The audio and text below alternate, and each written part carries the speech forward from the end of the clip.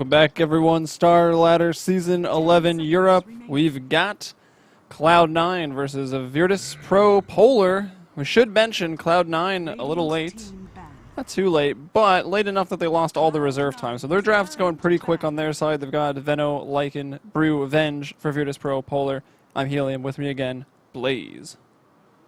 Yeah, looking forward to the Eternal Envy speed draft here. They were just kind of cutting it close there as far as getting the entire team assembled here. And now that we had that mild delay on, we will be getting into a very quick draft of looks to be a bit of a push strat here. Venomancer Lycan, getting the Wolves, the Plague Wards down. They can take down towers pretty quickly.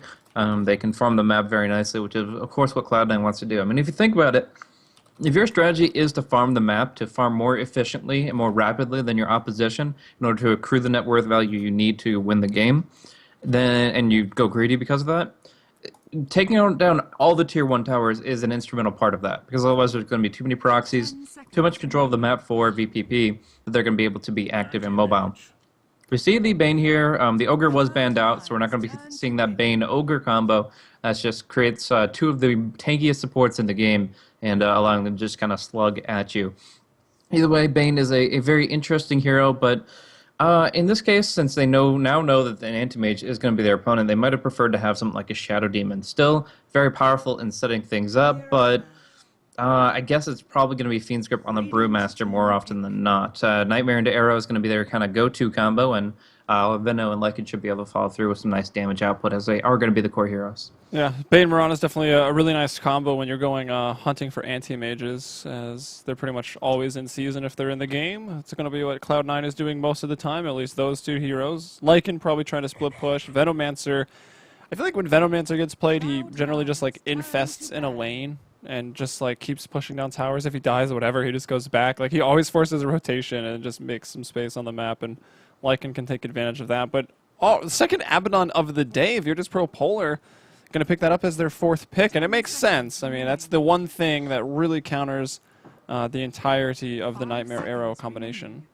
Oh yeah, it's definitely a necessity. It's going to force the Nightmare to go out on the Abaddon, and the Venge has the attack range to wake up the Abaddon and allow him to slip away from that anyways. So, generally speaking, as long as the Abaddon's there, the ganks from Cloud9 shouldn't be, but that's in theory. In practice, there are a lot of ways to execute them, one way or another. It is worth noting that the strong dispel of the Aphotic Shield also dispels the Venomous Gale. It does not take out the Sting or the Nova, but it does take out the Gale. So we're going to see Jakiro follow through there. Probably a Bone 7 Jakiro, Fata Venomancer, EE Lycan, and that would leave the supports Bane and Mirana to go to Aoi and Pi, depending on how they want to. It probably would be Aoi on the Mirana and Pi on the Bane if I had my guess, but it's could be interchangeable there. Either way, on the side of Virtus.Pro Polar, we are going to be seeing Anti-Mage, played by Illidan Stormrage. He's going to be the carry player there. That's going to be Mag on your Brewmaster with... actually, we've seen DK Phobos Brewmaster, so if there is a possibility of an alternative, if they want to go like off-lane Brew, though that has been a little bit of time since we've seen that recently. Anyways, FNG, Lil are your supports. They're going to be running the Venge and the Abaddon. And we are going to be seeing a Magnus played by Mag. So DK Phobos offlane Brew, mid Magnus going up against the Venomancer there. And it should be a pretty interesting set. If Mag gets the Magic Stick, he's going to be able to have the mana to spam out his Shockwaves, get some good farm. And from there, we're looking for the big Blink lockdown. Oh, yeah. And DK Phobos, very, very good in the offlane. I saw him similar to what we saw in the last game. Well, actually, not really. We just saw a Puck in the last game, but I think we saw an offlane Puck today. Yeah, 1v1. DK Phobos was playing that hero and that role the last time I saw him play. So Brewmaster to the offlane. We don't see it all that often. I could find it to be fairly difficult, though. Bone 7 going to the offlane. So Pylai die. Who's going to be Jakiro or Venomancer? Who's going to be the core? It'll be Theta picking Venomancer, up the Veno, I guarantee you, is the core. Yeah. I guarantee you Veno's the core. Also, what I'm saying is, I'd be surprised if they don't swap Bone 7 over to Jakiro. He plays it a lot more frequently than the Mirana, but you never know.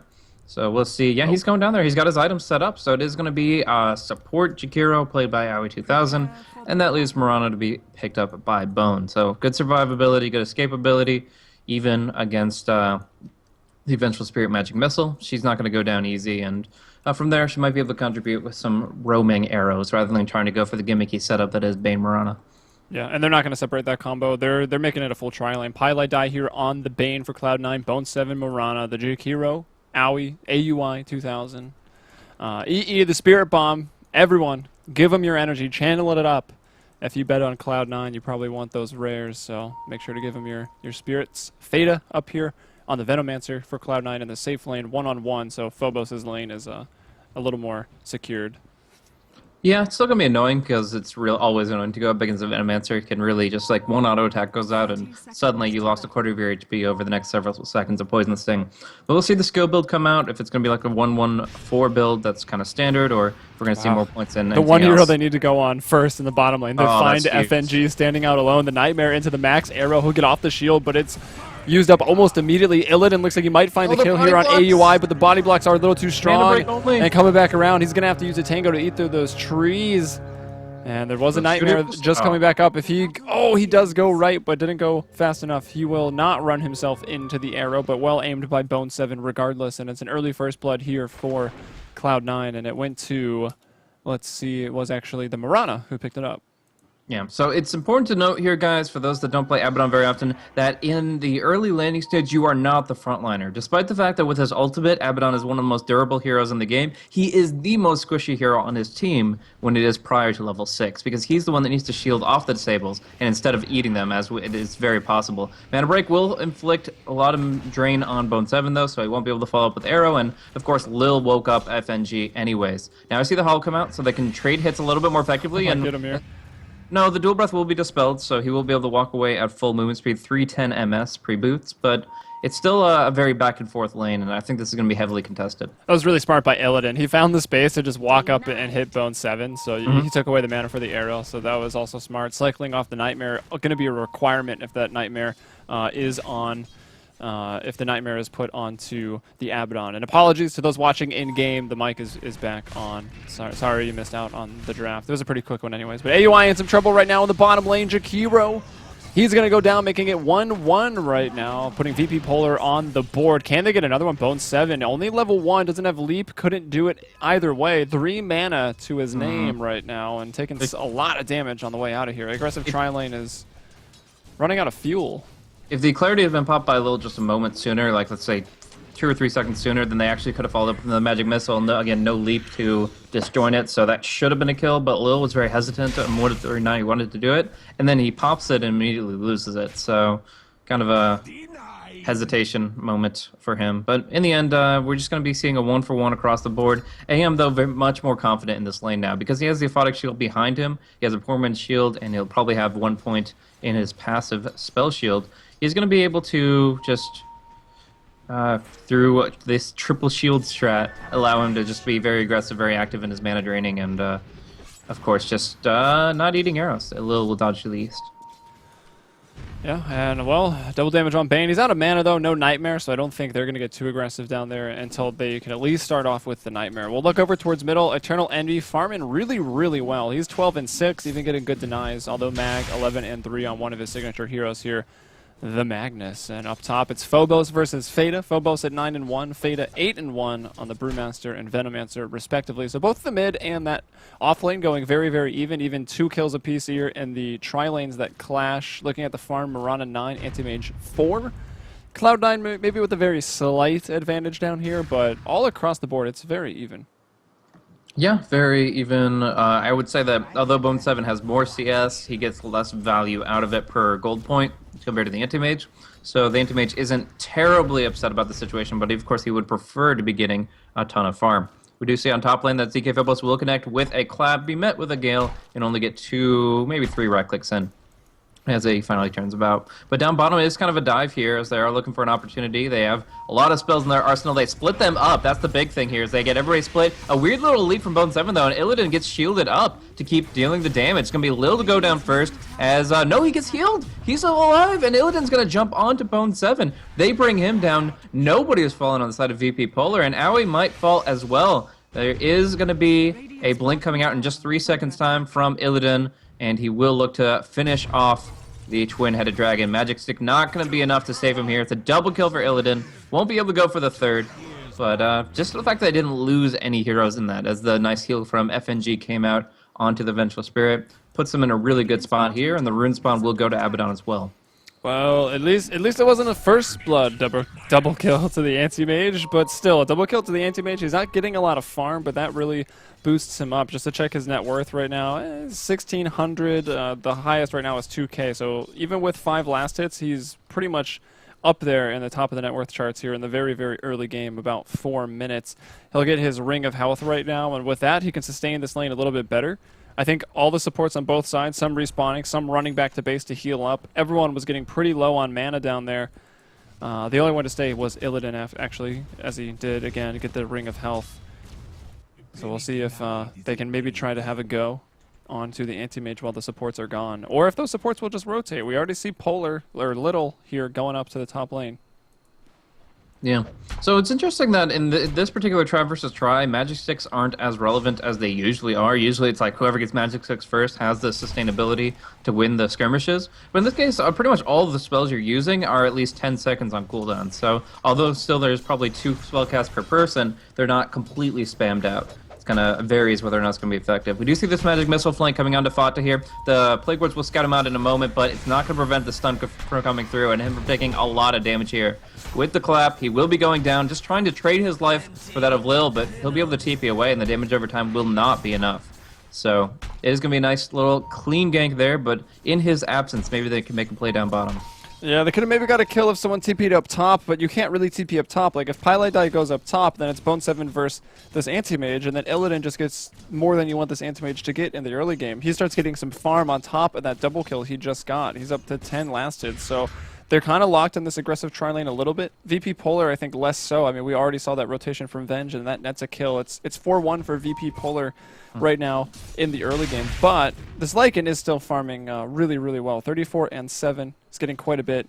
He just spent all his money and doesn't have much of anything, so something must be on the courier, something big. It's a Medallion of Courage is going to be his first item completed and coming out.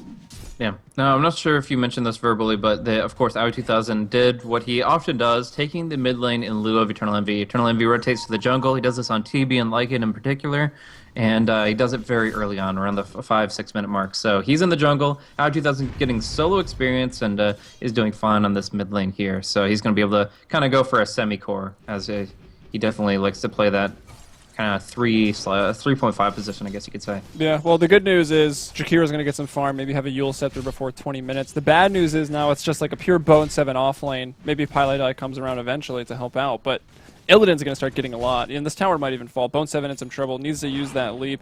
Can Little get in range? Oh. He can! He actually gets off that magic missile! And that's going to be a kill there. Wave of Terror going out. It's actually Little that gets it. He's 3-0-1. He's on a killing spree right now. The little Venge that could. 1 creep kill, 3 hero kills. That's the priority system right there. But why farm creeps when you can farm heroes? It's very true. But now we have this build-up for the Anti-Mage here. He's finally going to get the free farm he's always wanted. And there's not really much the Mirana can do to disrupt that. As you mentioned, the support rotation away pretty much gives that lane back to AM. They did delay his farm a little bit, but I wouldn't say that they completely inhibited it. Anyways, up top, DK Bubbles went for Tranquil Boots as a way to sustain against the Venomancer. But you got to remember, even if it's just a basic Plague Ward auto hits you, it will break the boots for that 13-second cooldown. So I guess the armor in Tranquils helps against the Plague Word right click, but I don't know. Seems like Plague Words do more magical still damage seems like a physical. weird choice to me. Yeah, if you look at the Venomancer build, it's 1-3-3. The Plague Woods do more magical damage than physical. Than physical, yeah.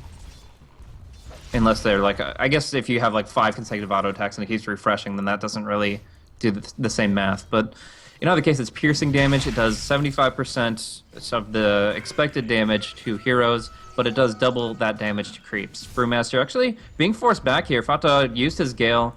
And we're going to have to see those Tranquil Boots do some work. He's going to be off the lane for a little bit. Yeah, well, if he really wanted to, he could use the 7 wand charges to just get back into laning. But generally, you want to save the heavy wand charges for, you know, getting someone to baiting them in for a kill, and then you heal up, or even just keeping them in case when you're actually in danger. And using him for mana as well. He wants to be efficient in that capacity. Mag standing ready to try to get the RP skewer to RP either way. He's got the mana boots and 1,400 gold as he looks towards that blink.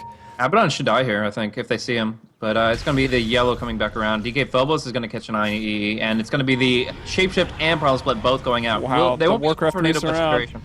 Oh, not quite. They didn't quite get it. He's able to run out. Meanwhile, FNG, without the Nightmare, will take an arrow to the face. Pilot Eye and Bone 7 going to get caught up in the RP. That was Mag. Now Little coming over. He's like, again, I'm not hitting creeps. Trying to get another hero kill up here. One more attack is actually the Shockwave from Magnus that'll do it. Give it the double kill to Mag. There's your Blink Dagger. He's got it in about 100 gold. Very nice. Pilot Eye down bottom is taking a couple of mana. Look, he just TP'd to the lane. He has his two spells, and he got right-clicked twice by Anti-Mage, and suddenly he's completely out of mana. Essentially a walking range creep. That's very unfortunate.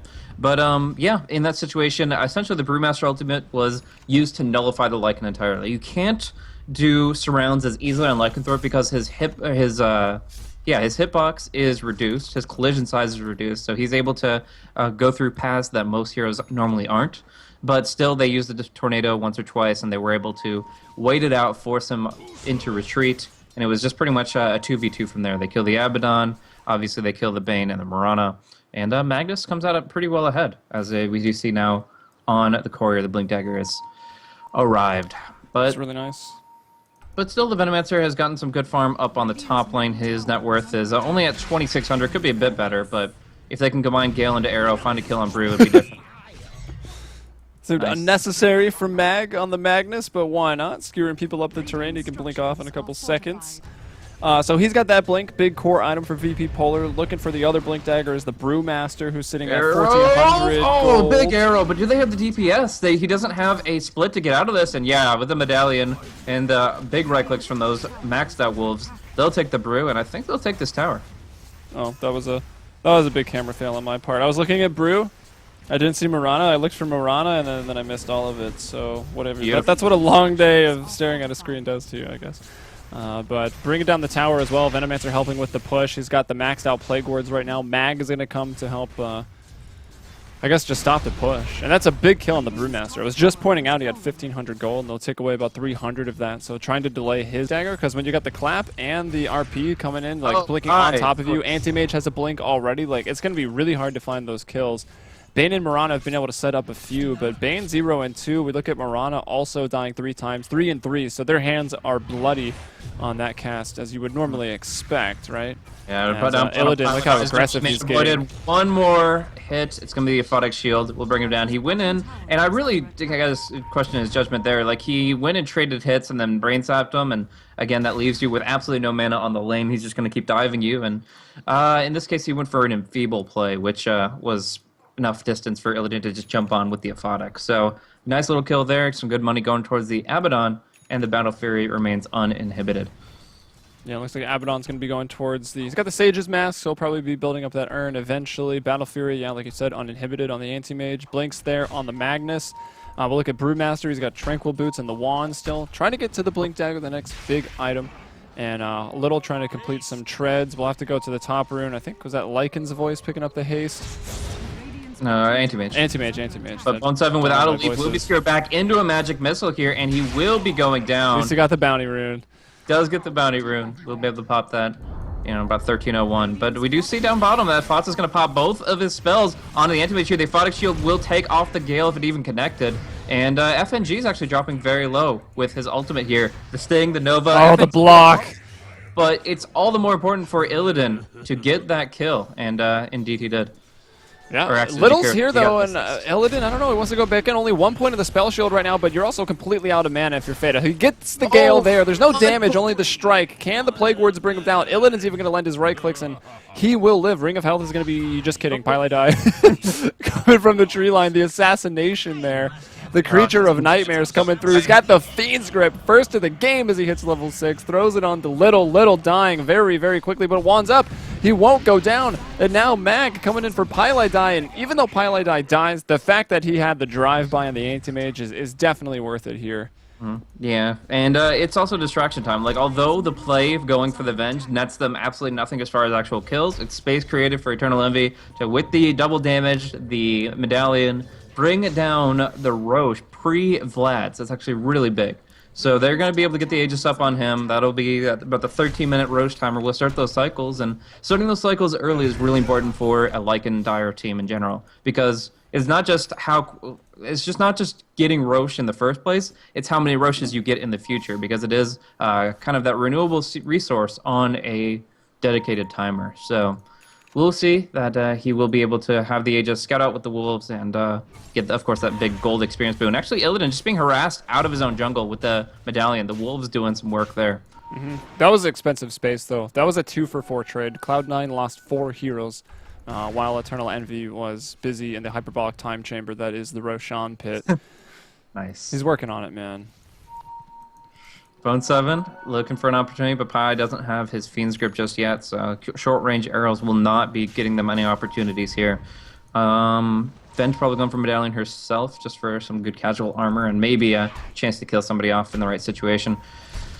DK Phobos, as you mentioned, his blink was delayed, but it has now arrived. One issue is going to be mana, though. Magic Wand is good, but the lack of Arcanes kind of sucks. Illidan taking some big hits here. The Medallion is no longer afflicting him, but he still is pretty low on HP and FNG. He's going to have to be forced to use Borrowed Time. Use of the illusions.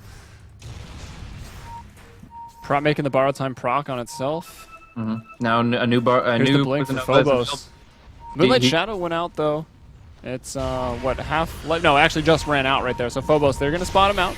He can go ahead and clap if he wants. Maybe he claps. He doesn't have mana for the ult. There he does. He wands up. He'll find it for the ult. He wants to go on EE. Actually, they'll just cyclone him up and focus other people. FNG is going to go down. He will deny himself on that heal. Mag is now going to be Fiend's Gripped up. Good positioning by Pylite Dive. The swap goes through. But is it too late? Magnus and the Abaddon already down right now. Brewmaster still in his ult form. He's going to come out now. He's like full health as well. Not a lot of mana. He'll try to blink away. Venge to fall. Theta, the only casualty right now on Cloud9. VP Polar have lost 3. Phobos trying to get back to his side of the map. Arrow. No, not an arrow. That was a noise from Lycan. My sound, I can't even hear it today, apparently. But Phobos able to get out and escape. Courier, that must be what they're going for. Cardi in a little bit of trouble. That would have been really disastrous if they mismicroed that right into everyone. But, yeah, he makes his way out. He survives. He'll live to see another day. In the meantime, this jungle is now essentially Cloud9's. Like, they still have the Aegis. They're actually going in for a stun combo. DK Phobos doesn't have an ulti, but they will wake him up from the nightmare only for him to eat an arrow. The disengage is real. We see up top, Illidan forced back by the Venomancer. Still doesn't have that Battle Fury just yet, and he really needs to just step on the farm. Like, he was on a trajectory for a really well-timed Battle Fury despite the aggressive tri-lane, but because these last couple of fights haven't been 100% positive for him, he'd rather just be farming, and they seem to be doing a pretty good job of keeping him out of the jungle and off the lane. All right, well, I flip over to the net worth chart on the left there. A little late, sorry. Kind of got distracted by all the action. All the celebrities, they're so beautiful. 7.6 on the Lycan, that's his net worth. 6.1 on the Magnus, doing also well. Looking for the Force Staff, the Morana. Bone 7 is really Bone 7's third, 6.2k net worth. Also, that's where the Anti-Mage is as well, and you can see he's about 3 minutes behind when you'd really like to have that Battle Fury coming online at 6.1, the Brewmaster at 5.4, and he did win out in that lane. Venomancer, Feta only at 4.7, and the support, normally they don't go this far down the list, but the support, AUI 2000, having rotated towards the middle lane where Eternal Envy went to jungle, he's all the way up to 4.3, so doing really well. The Yule Scepter is done. Just finished it up maybe a minute ago. Yeah. So the big thing is Morana ended the killing spree, Magnus's mega kill streak, in fact, to get some hefty gold. So a 5 kill streak ended. Morana gets that, and it looks like they're going to get another successful fight. Great choke point here to try to go for the combo. Yeah, Macropyre, Ice Path, everything here. DK Phobos swapped out, but still going down. Got him. Auto attack and follow. Big RP, though, onto everybody. Feta's the one that's not here. Otherwise, it's a 4-man RP, but they survive to fight another day. The Fiend's Grip out.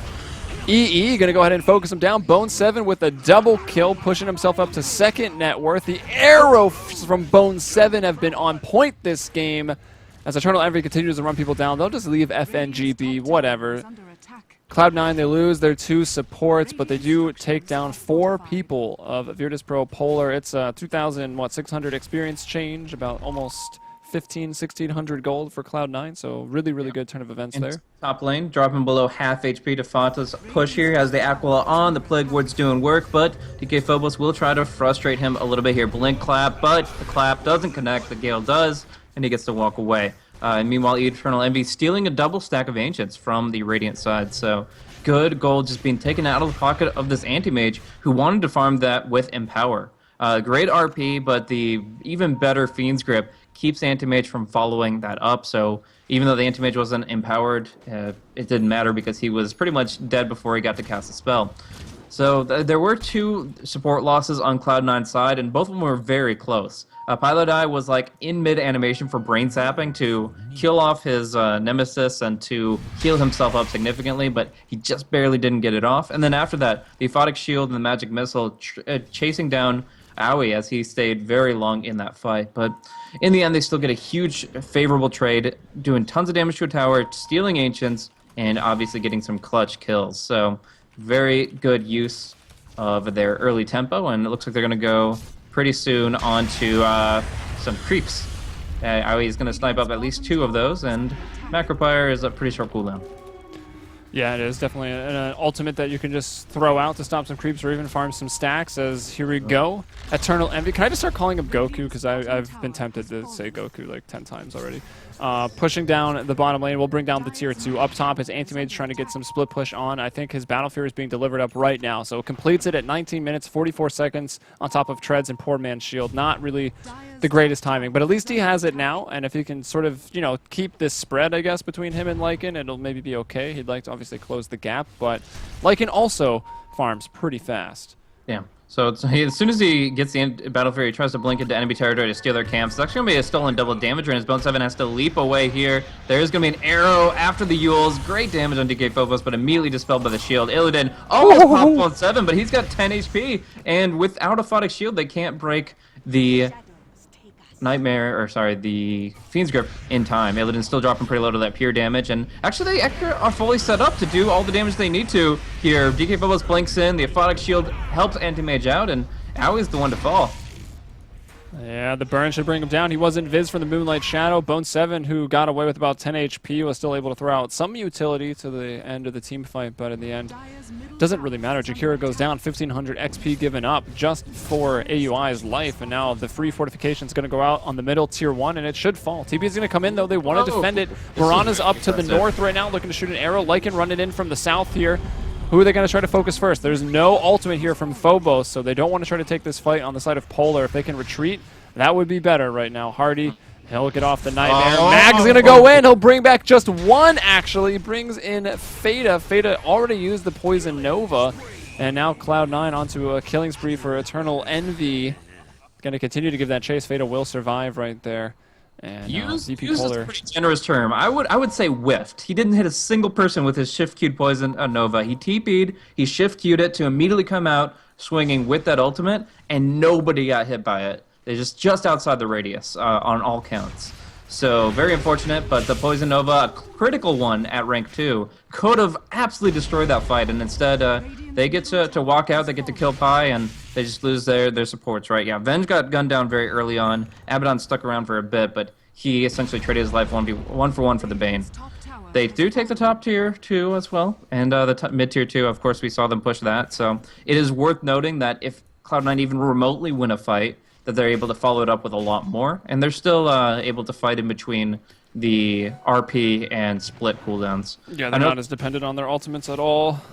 Another thing that's worth noting is the Anti-Mage hasn't been able to really farm his jungle as there have been sentries blocking out the western side, so it's been kind of frustrating for him. Fata just dropping intentional Plague Wards. This last Plague Ward he dropped was at 21 seconds. Because these things last 40 seconds, that's a blocking Plague Ward. So it's just 100% intentional to disrupt the Anti-Mage's farm, and yeah, he's forced to just go for push, which team push is not what Anti-Mage is really about with a Battle Fury.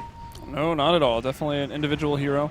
We'll see Little in trouble. The Fiend's Grip goes out. This one will net a kill. It's just on a support, but hey, it still stops it. I mean, if VP Polar want to take a fight now, it's 4v5. Sure, Bane is right-clicking a little less, but he doesn't usually lend too many right-clicks to the fight. As long as he spaces himself from his team, he won't. It's what, 900 radius? I want to say. On the radius 900. No, the Vengeance Aura, negative Vengeance Aura. Oh yeah, most auras are. Yeah, 900. So top lane, there's the free glyph for the top tier 1. A Mjolnir already finished up on Bone 7. They're going to Moonlight Shadow to initiate, feeling a little sheepish. They don't even go for the complete tower. It's actually still at half HP. They will just run away. I don't know if they saw anyone in lane. I guess it must be Eternal Envy down here in the bottom lane, farming it up. Gives away the Moonlight Shadows to initiate. And now I thought they were going to fake back. They are kind of fake backing on the side of VP Polar. They got the blink, they got the force! RP onto Feta, but he's in the middle of everyone. He can throw out the poison Nova here, and the skewer through. It's like a free force staff. It applies to everybody. Mag is going to fall down. Feta very, very low, lives on about 30 HP, and Anti-Mage dies trying to blink away. They want to go for FNG right now. Feta's TP'd home. He's very safe. FNG looking to turn this around, though, as well as the Brewmaster jumping in. It's DK Phobos looking to clean up, but so far it's a Bane and a Mirana. Mirana's core, but bringing down the Anti-Mage and slowing him up even more, while this Lycan just now, what is it, 6,000 gold ahead? Totally worth it. Might be even able to catch out Lil if he went anywhere near the creep wave, but as he does not, it's just going to be a quick clear out of this. They've got the movement speed, they've got the crit, and they can just destroy those creeps so damn quick. Lil, whoa, whoa, whoa, getting the stun up. Goodness, that is a dangerous place to be. But nice swap on AUI. That's even worse. So Aoi is actually probably going to be the one to be gunned down if DK Phobos gets the mana he needs. Right now just blinking, right-clicking, but there's the missile, and that's going to be a kill. So in that last team fight, obviously there was some really good disruption from Cloud9. Made it so that Dendy couldn't follow up with what he wanted to because of the Nightmare, and then kind of ended up sacrificing himself, falling on his own sword so that Fata could live. He threw out the Nova that with Aghanims, and we even saw that although the Anti-Mage has Spell Shield, with the Gale, the Sting, and the Nova all on him, he couldn't even TP out in time. The damage per second is just so insane from that ability, mitigation or not. Nice snipe from EE. Still has that Aegis available. They're throwing out... Oh, they got a gem. Yeah, they have a gem. I was about to say, they just hit him with like 5 spells blind, so I'm starting to think that they weren't blind. Yeah. None of them were single target, so it's easy to be confused, but the gem is there on Magnus. It was purchased by him, so Dendy trying to make use of that against the Moonlight Shadow mostly. I think you've been calling Magnus Dendy for like the last 5 minutes. For the I have. That is a mistake. I believe he played Magnus. No, earlier. I know why you're doing it. Yeah, was it the last game that he played? Yeah, it was the very last game where Dendy Magnus in the mid lane. So easy I've probably said that 4 times by now. Shit. It's alright. I didn't want to correct you, but whatever. No, you're right. You're right. Thata dusted. Yeah, he's just gonna throw out some... It's a compliment, right? Like, if Mag's being confused with Dendy, then he's probably pretty happy. Oh, let's check the well cam. Lil dropping low. He'll live just barely. But, yeah, FNG, maybe not so much. He does have a TP. He's borrowed some time, but... But there is the Yules, so there's no way to get after him. Yeah, we'll land the Ice Path without it. Pilot die here as well. Doesn't have mana for the Fiend's Grip, but they don't need it. Right-click him down. No one's coming to the rescue of FNG. He'll get to the trees. It's an arrow. Can they follow it up? There's an RP. Just the Wolves alone might be able to finish it off. They're invis. They walk right up to him. The Magic Wand keeps him up, and he does have a decent chunk of armor with that medallion, so he will survive against the Wolves. No easy crits before the Magic Wand heal came. So, in the end, it's just the death of the Abaddon, death of the Venomancer, but almost half the tier 3 tower in mid's HP. Little almost as a Yule Scepter, so it'll be a little harder for Eternal Envy to focus him down. Maybe, well, anyone really to focus him down. So that'll be nice. We'll pull up the items at large. Blink on Mag, blink on Phobos. Not a surprise there. Pilot Eyes picked up a blink, so that's going to be a really nice pickup for him. Can play back, play defensive, find the Fiend's Grip when he wants it. The Mjolnir on Bone 7, I know I mentioned that a while ago.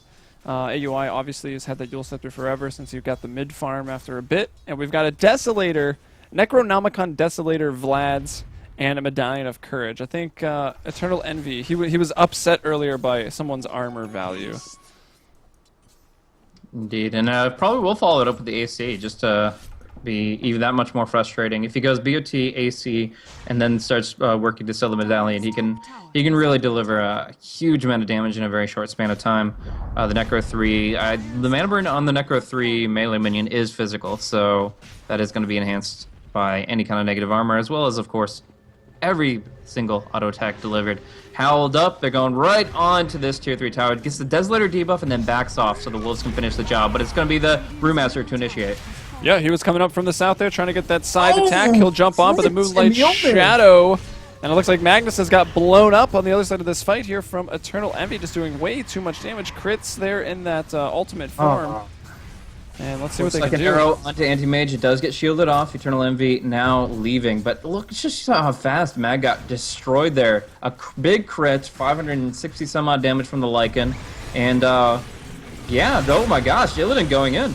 I'm surprised Fada doesn't throw out the Poison Nova right there. He was pretty close to dying. He will survive. There's Eternal Envy, though. He's got 2 lives right now. Phobos does not have that Primal Split available. Also, playing Bane versus Abaddon sucks. It's like the worst thing in the world, but Paladai is doing pretty well regardless. Little's going to run in and will maybe get out with the Sephotic Shield. It's going to be pretty close. Eternal Envy still on the chase. Paladai even lending some auto attacks. Illidan is going to jump right on him, telling this Bane to get out of there. But Bone 7 lands a fantastic arrow onto Illidan. FNG now battling it up with Fada, borrowing that time, but they're really just creating some time of their own on Cloud9 as they just bring down the racks, and now they'll go ahead and get out of there. They weren't really worried about killing anyone, and everyone's just dying after the fact. Oh, it's just so brutal. They just lose life after life after life. Even the spell shield, not enough to keep him alive through this. Mag going down. This is the second time he's been blown up in about a second and a half. The crits, there was a lot of static charge proccing when he was in his first life. This time, it's just the Necro dropping him down. That Desolator doing work. The Drunken Haze, not even enough. And the racks are going to be falling with it. They don't have the respawns to keep this building alive, and with it, it might be their chances here. They don't even get to disrupt too much with a nice Yule's combo on a DK Phobos. He will split, and they will be forced out, but they've just lost 3 racks in total. Yeah, that's never good. The mid lane is completely down right now. I can look back after we see what happens to AUI right here. Was it the range or the melee in the bottom lane? I'm not quite sure, but AUI is in some trouble. He bought a blink up, still has 1,000 gold, and yeah, they got the important one too. Eternal Envy focus that melee racks down, no problem. Yule's coming out for DK Phobos? He doesn't even have the components. I'm a little confused on that one. Did he buy the wrong recipe? I mean, there's nothing else that he would buy, so I'm guessing it's what he wants. It's just weird. That is a little weird. Wait, what are you talking about? That's for Little. It is. Okay. There was Brewmaster was using the courier and screwing with Lil somehow. I guess the gem was trying to be pulled off of it. Either way, we switch it up. We got the arrow here, and that's gonna be a dead Paladai. No Ghost Scepter, no Force Staff. He's gone. Space created. I don't know if you can attribute that to a tactical feed. there are many that you can, especially with how what do you mean? Like it's farming. Space utilizes the space, but as it stands, unless Bone 7 takes this rain tracks down bottom, which they very well might. That thing's not regenning, and that's a pretty big wave. And Bone 7 is pretty farmed as well. Starfall can clear up everything. Why doesn't he just jump in? Does this think it's bait? I guess he thinks it's bait with He's everybody like, else. surely they're defending this, right? Nope, it's gone. It is space created from Paladai. Holy Phobos shit. is going forward. He's going to try to find AUI once more. There's oh, very nicely that blink dagger. They didn't quite know about it. He bought it and got it from the graveyard. And that time they try to jump on him. The Yules doesn't damage yourself, so you can't blink out of it. It'd be funny if it did damage. But anyways, Illidan, Ice Path caught up. Fiend's Grip as well. He'll be able to Manta out after the Aphotic Shield from FNG. But the big Poison Nova goes off. Bone 7 very low. Paladai melted. But Mag, FNG, everyone, the poison. There's too much. It's getting them so low. And well, it looks like they are still going to be able to TP out. Fada didn't really move too past the tower, and Magnus will end up dying. Earth Panda, I think, is the only one up, right? So this is Phobos, yeah. Coming to the Earth Panda. They were so close to killing that Earth Panda, which would have been the death of Brewmaster, and it looks like no TP. They are going to be killing the Brewmaster. Meanwhile, all this is actually truly space for the Lycan. Eternal Envy is just pushing up top this whole time. And DK Phobos, he's hard to kill, but they'll get him eventually.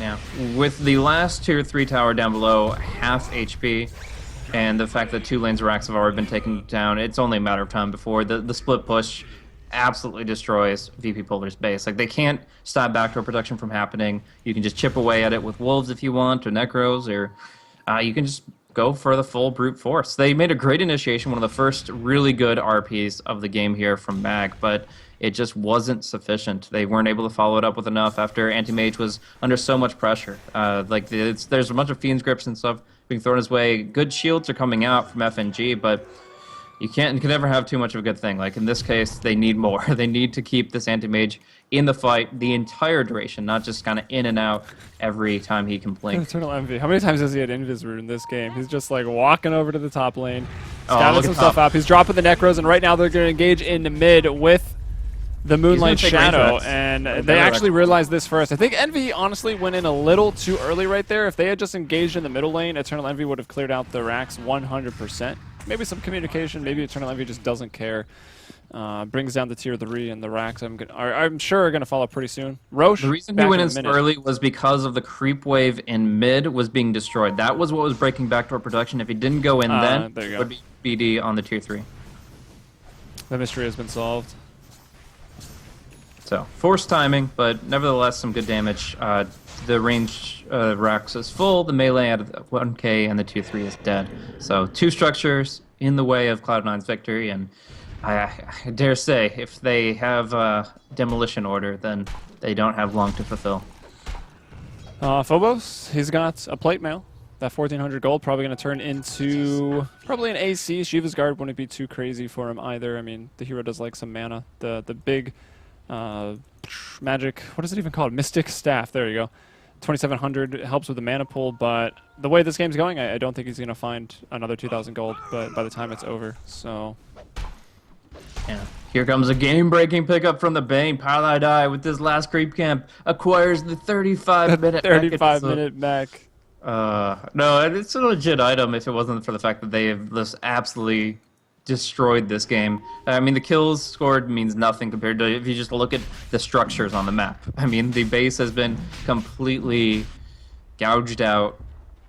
They have everything going for them, and it's going to be Illidan sniping up the DD rune, getting a nice lucky bash, and bringing down the Mirana very quickly. That rune snipe. I'm not sure why Bone was just sitting on it for so long, but end of the day, they get it, and now it's going to be Illidan to try to bring down Roach. The Wolf Scout and the Plague Wards in the pit, just causing frustration before the disables come through. Bane can blink to the high ground here for a great Fiend's Grip, but he knows FNG has the shield, has to wait for it. Yeah. And he actually goes on to the western front. And there's an RP just onto Pilot Die. I'm not sure that's the best target, but I guess they don't want to deal with the Fiend's Grip at all. Moonlight Shadow goes out, and there's the dust. It took Abaddon a little while to use it. Now the self-fuel seal from Little, but Eternal Envy is just going to bring him down. Yeah, this dog is hungry. It's also at their door. He's just absolutely obliterating them. Fade is going to get a Poison Nova. Looks like off to 2 of them. FNG is probably going to die in base or just die right there. Can't even TP out. And now Phobos, he's left the building. He blinks up. It looks like Pilot Die went to follow him. Everyone else trying to give chase as well. The Gale just misses. And now he's going to try to TP out. I don't think they've got anything to keep him there, so he'll be fine. Eternal Envy wastes no time. He goes in. He'll finish up the Roche. AUI already pushing. I think he's liquid firing the tier 4s right now. He's that far into the base, and Envy cleans up the Roche, no problem. Grabbing that Aegis now at 36 minutes. Yeah. Again, Intimate just going down to the damage over time effects. Just too much with the Veil of Discord, with the maxed agged up Poison Nova, and of course just with the Jakiro on top of that. Like, they are in such a good state to bring people down, and DK Phobos eats an arrow. Like, it's just... They couldn't afford any more mistakes that last fight. They're outgunned. They don't have the net worth to try to fight this out, especially not the supports, but in this case, not Illidan either. GG should be coming out in just a moment. They do pick off the Mirana, but these racks are so easy for E to bring down. Yeah, basically. Anti-Mage giving the Mirana a lot of hate. Brought her down twice in the last 2 fights. There's the Aegis, and there's not going to be any shapeshift coming out of this. One of the weaknesses of giving Lycan that Aegis, and he's not even quite able to get that Rax. Does get the melee very low to 150, but that will regen. Probably won't really matter at the end of the day, but something small going the way of VP Polar right now. Yeah, I don't see it being a cause for them to turn it around, but it is still keeping them in the game. Until that melee Rax falls, they still can try to win this one. I mean, it's 37 minutes in. The Anti-Mage has Battle Fury and Power. He can clear out big waves pretty quickly, but it's mega creeps that will be the nail in the coffin. We do see the nice defensive heals coming out from Jakiro, but he doesn't have the blink off cooldown to get away, so he will be going down in the end. Though in mid, Fata is posturing. And Vizrune, been a lot of them. He went Veil of Discord as his 4th item after the Blink Aquila Blink Aquila Aghanim Scepter, so ton of damage coming up from Fata. It's actually ridiculous. He's going to go on it right here. Lands it on both of them. Blinks back. They're going to throw out the Primal Split. Look how fast Mag is dropping. Down to about a quarter HP. That forced out the Primal Split as well. He's going to die in Fountain, by the way. Yeah, is he going to actually die? He's going to die in Fountain. It's close. It's close. It's close. 15 HP. Oh my gosh. And now the Brewmaster's got to do something about this. He's stuck here, going to get blocked up by one of the Plague Wards. Illidan, though, coming in. FNG is here.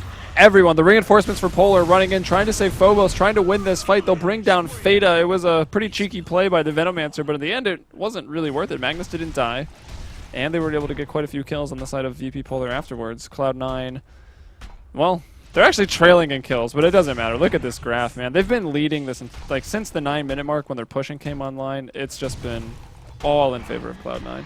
So it's all about tick timings here. Venomous Gale dropped Magnus down to 9. Poison Nova drops him down to 1. And it would have overkilled, but it's non-fatal. Then Sting hits for only 18 after he regened up a bit, and then Poison Nova brings him down to 1 again. He dropped down to 1 HP twice in the fountain, but none of it was fatal. Now we do see Venomous are coming right back up for another quick Nova, but it's just a bloodbath here on the bottom lane. Yeah, Eternal Envy at this point is a little too strong. His singular damage coming out with like this Desolator build with the Necros and his crit from his Wolf form is just insane. He is ripping through people. If he is on you for more than a second, you're dead no matter who you are in this game. Except Abaddon. Yeah, no, except for pretty much him being the exclusive hero that could just say, well, fuck your time scale tables. This is borrowed time. Time to borrow. That's his catchphrase. No. But yeah, Abyssal up on Anti-Mage. Them just trying to hold this last vestige of hope. There's one thing I was going to talk about, and I have at this point forgotten it. So I'm kind of buying time to talk about Dendi? Think about stuff. No, we're done with Dendi too.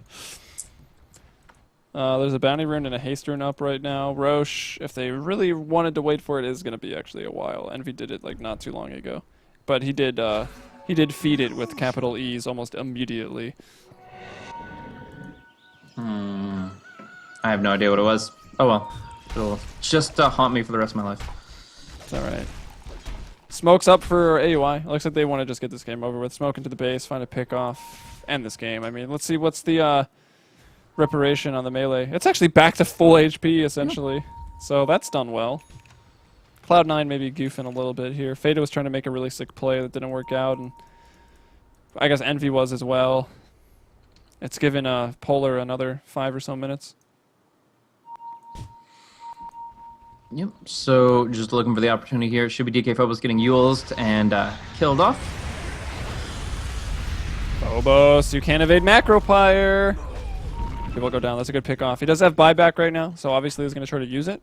But it's a nice pick off for C9. That's a step in ending this game. Roshan 5.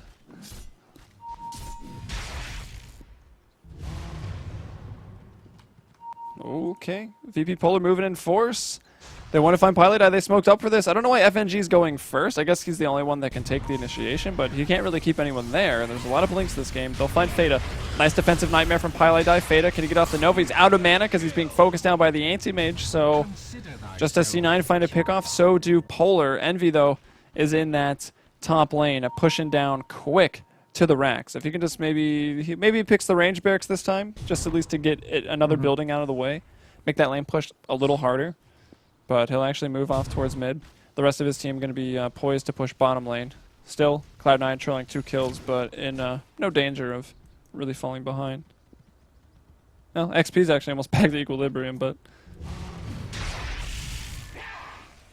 So, I mean, Eternal Envy's got that Blink Dagger. He can kind of jump on anybody when he wants to, though. He doesn't want to go in and get caught out by the RP. You know, nowhere near a refresher yet, but Mag has been able to at least do some good lockdown and could cause some real issues if the disables did come through. Yeah, Jakiro's carrying Mag's gem, so that's kind of a thorn in his side, as they don't really get to have any map control here. They don't have wolves to scout with. They have to do it manually or with Wave of Terror, and in this case here, the lack of Observer Wards is certainly hurting their potential to feel safe in their farming. Only 1 ward on the map, and in a relative... Oh, how he finds it immediately, of course. He's the best, man. Well, the game has slowed down considerably. I feel like Cloud9 could probably just force the issue up there. I guess they're going to wait for the next Aegis, perhaps. Envy's still sort of infested in this top lane, pushing down. It should be about, I think, 2-3 minutes for that Roche to come back up. And then they'll probably group up as 5 and just go into the top lane. I'm not really sure. I guess they're scared of a big RP. The Primal Split is proving to be somewhat annoying, and Anti-Mage is getting pretty strong. He's got the Abyssal right now, the Manta, that Battle Fairy that he finished at 19 minutes, 40 seconds. He's come a long way since then. He's definitely got that buyback. Actually, no, it's coming off cooldown in 1 second. He's got buyback now. 4,400 gold. Could probably get maybe one more item and still have the buyback. Oh, FNG. maybe in some trouble. Actually, could be Pile, Die, and Bone 7 that are in some trouble. There's only 3 heroes here for Cloud9. The Abyssal Blade goes out onto the Mirana, going to get blown up immediately. And remember, that's a core.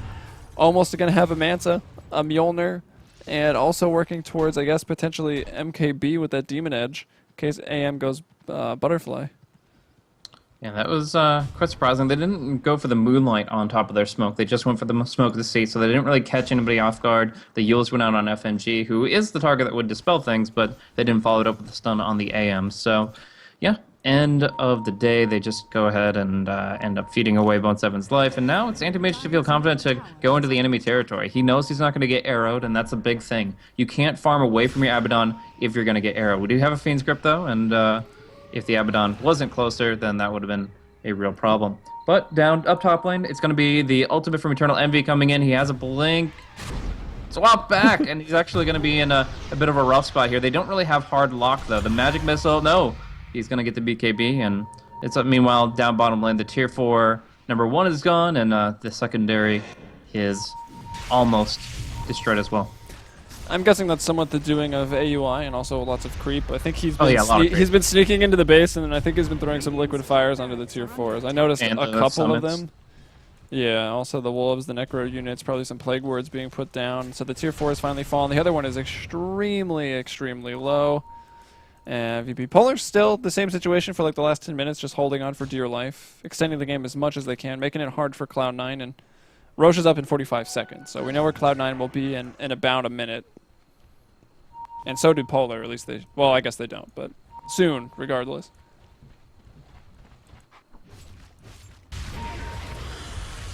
So for now, the gem that was purchased by VP Polar Lil is also trying to take vision off the map so that neither can really have it. It's very valuable to have it against the Moonlight Shadow, but yeah, end of the day, it's not preventing them, Cloud9, from just taking over the entire map in general, spreading it very well. They've got the MKB up on Lycan, so even if a Butterfly does come out for the AM, which is casually just a quarterstaff right now, it's still going to be kind of rendered obsolete.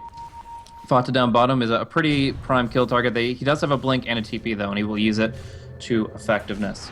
But going back to the Anti-Mage having this quarterstaff, it's very rare that you just see a casual quarterstaff on anybody. Usually it's turned into an item very abruptly, and then you never see it again. But in this case here, I think he might be showing it to say, hey, EE, I'm going Butterfly. Then EE builds the MKB, and then he just sells the quarterstaff and builds something else. So it's a bit of mind games there, potentially. Otherwise, it's just a casual pickup he could afford at the moment he needed it. But generally, you prefer the TP scroll. Fata, losing mana quickly, but the Moonlight Shadow will carry him away. And in fact, there might be, no blink ultis from the Bane.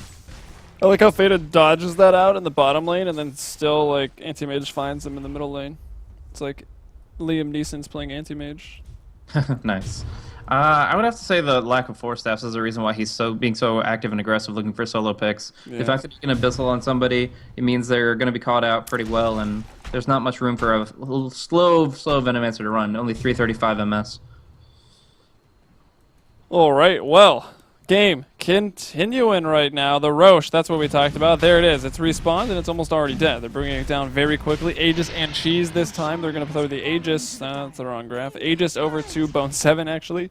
He has been the target of Anti-Mage. Yeah, the Butterfly is done, but an MKB is already on the field. Eternal Envy's finished his. Bone 7 is not far at all from his MKB, so that Butterfly is met by already being pretty much countered.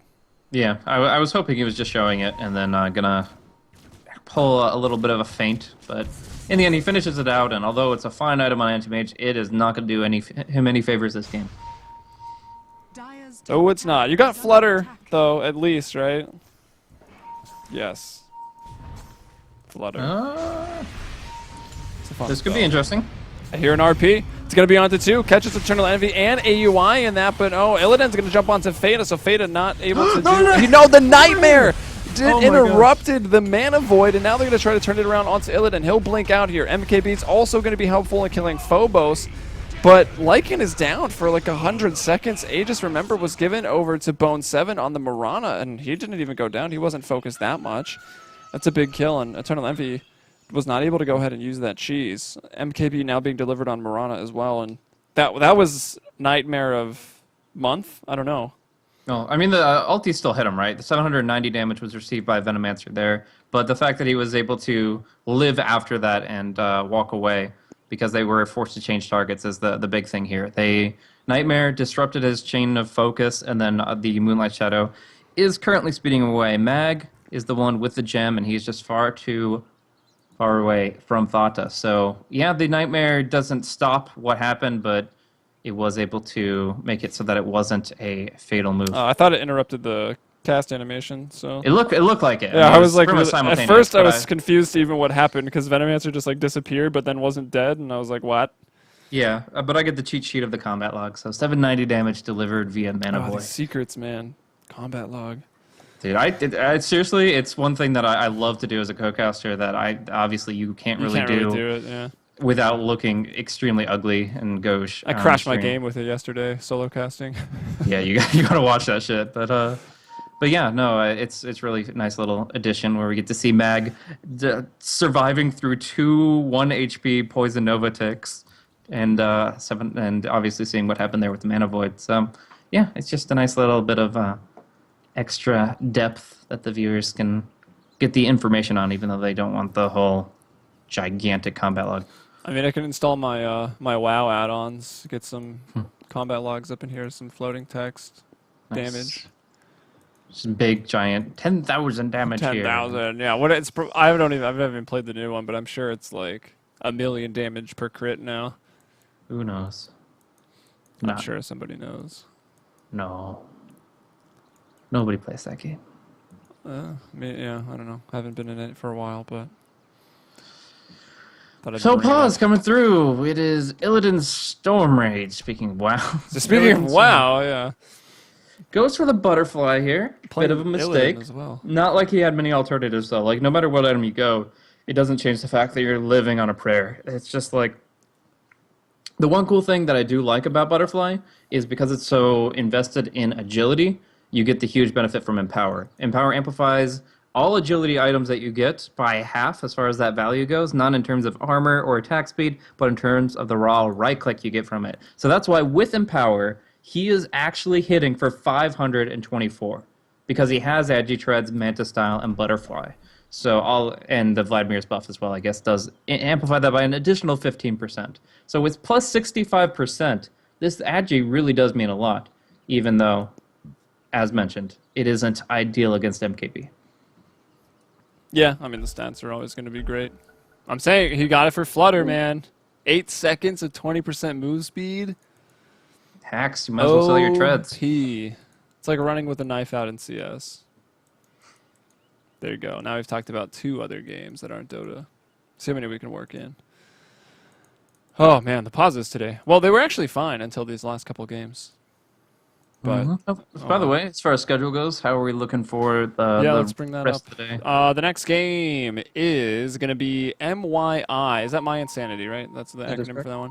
I keep wanting to say My Intent, which is like a North American organization. Yeah, there's two MYIs, but whatever. Yeah, My Insanity versus Cloud9. So we'll see Cloud9 playing again at 21:15, which is 2 minutes from now. So that one's probably going to be a little bit delayed, guys.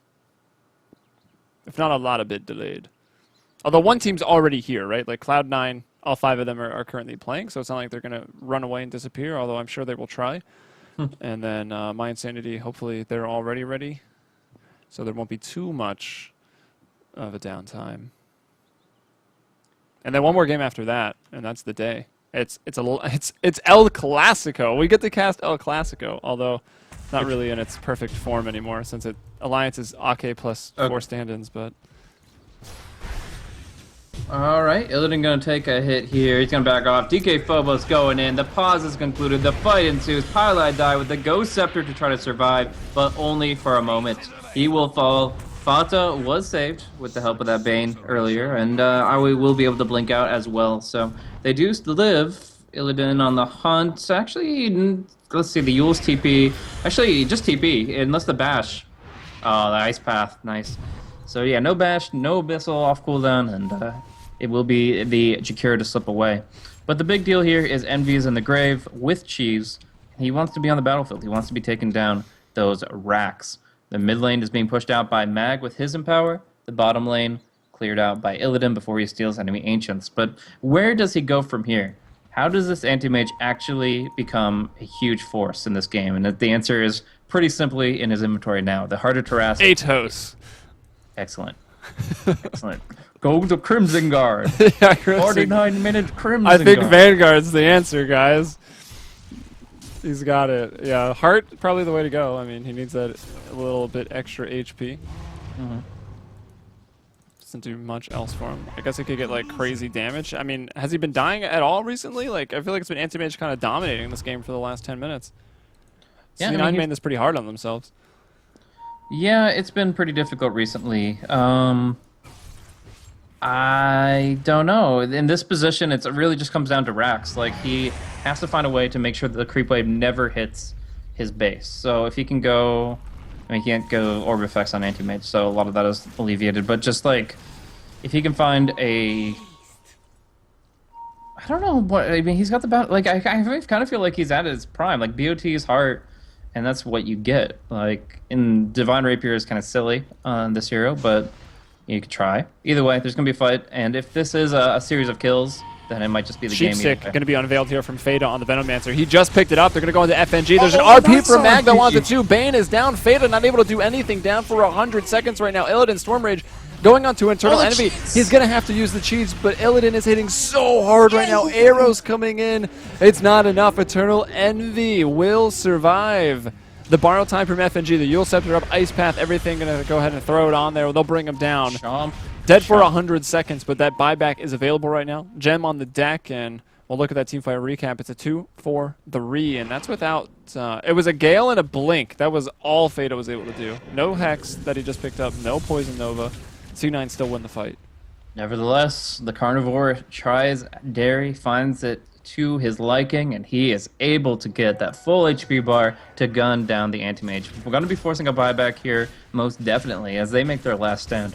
RP going to be on cooldown for 45 seconds, and without it, it seems almost preposterous to see them take this, but DK Phobos will try. There's no Abaddon here either, and he's been keeping everyone alive for so much longer. Here's the split from Phobos, going to Cyclone up, try to buy as much time every 6 seconds with that one. Might have actually just been a Yule Scepter. It seems short unless he purged it. Nice. They'll swap him back. Beautiful play by the Vengeful Spirit. I thought there was no way they'd deal with that, but what a swap back. Macro Pyre to kill the creeps from Owie. Another... Oh, he gets the tower. He gets the tower with that Liquid Fire. The tier 4 is down. The throne completely exposed. And all the while, this is super difficult for Cloud9 to end this game. I feel like there is no way they lose it. I don't know. At this point, they're obviously in a worse spot than they were 15 minutes ago, clearly. And until it's Mega Creeps, I have to say it's not over. I mean, even then, he's going to try to cleave it down with his Empower, but it still is just too much. Super Creeps, he can handle. Mega Creeps, I don't think so. We'll see. DK Phobos getting Fiend's Grip, getting arrowed, getting killed off, and he is going to be down for 94 seconds after having bought back. So that is, actually, no, he didn't buy back. It's just, I think he still has the death timer from a previous buyback, though, right? Yeah, that seems probably... No, it seems no. It's 96 seconds, right? 96 seconds for a level 24 hero to go down. So I think it's just been a long game. Yeah, I think that's it. 52 minutes again. We had one go an hour and 11 minutes. This one could potentially get there. Cloud9 played a pretty awesome game, but then they got pretty sloppy. And it's hard to say whether Cloud9 was just making mistakes or whether Virtus.Pro is playing really well and forcing them out. We'll leave that for, I guess, the viewers to decide. Sure. But hey, we're definitely in the final stretches of it now. The Eye of Scotty is out. Bone 7 just picked it up, had it delivered. The Sheepstick there, Fada would love to actually use that instead of being the Abyssal target. The Heart now going to be finished on Anti-Mage, and Anti-Mage no buyback, 5 minutes, 20 seconds. If he dies, game is going to be over. Pretty crazy game so far. Veno, like you said, didn't really get to use anything in the last fight, but maybe a new opportunity here. Illidan will jump forward. He has the heart. He's a lot more confident in himself. Essentially, if Eternal Envy's not there, he probably will survive. I mean, the Mirana does do some good right-click now, but even with her MKB, Mjolnir, and Scotty, I don't think that he's afraid of anybody but the Lycan. Yeah, definitely not. I guess if it was a Fiend's Grip. If it was a full Fiend's Grip, no shield, no interrupt, then other heroes that are not Lycan could bring him down. But pretty as scared it of the stands, Hex, too, I would think. But as long as Abaddon's up, nothing really matters. Good vibe. And Pylai dies into some trouble. There's the Moonlight Shadow. He'll buy some more time. They actually don't have any vision. They're going to try to surround him here, doing a decent job. But Illidan now going to go ahead and take an arrow to the face. I thought Pylai might want to go in, I guess Abaddon is standing right next to him, so there's no hope of doing the Nightmare or anything. He's Fata in the Nova. will whiff the Nova 100%, but can he find the face. sheep? He does right now. This is FNG they're trying to bring He's down. rolling to the base. Ghost Scepter, they're just buying the time. Meanwhile, Lycan will fall down for 100 seconds. Got some damage onto the throne. FNG is going to drop here.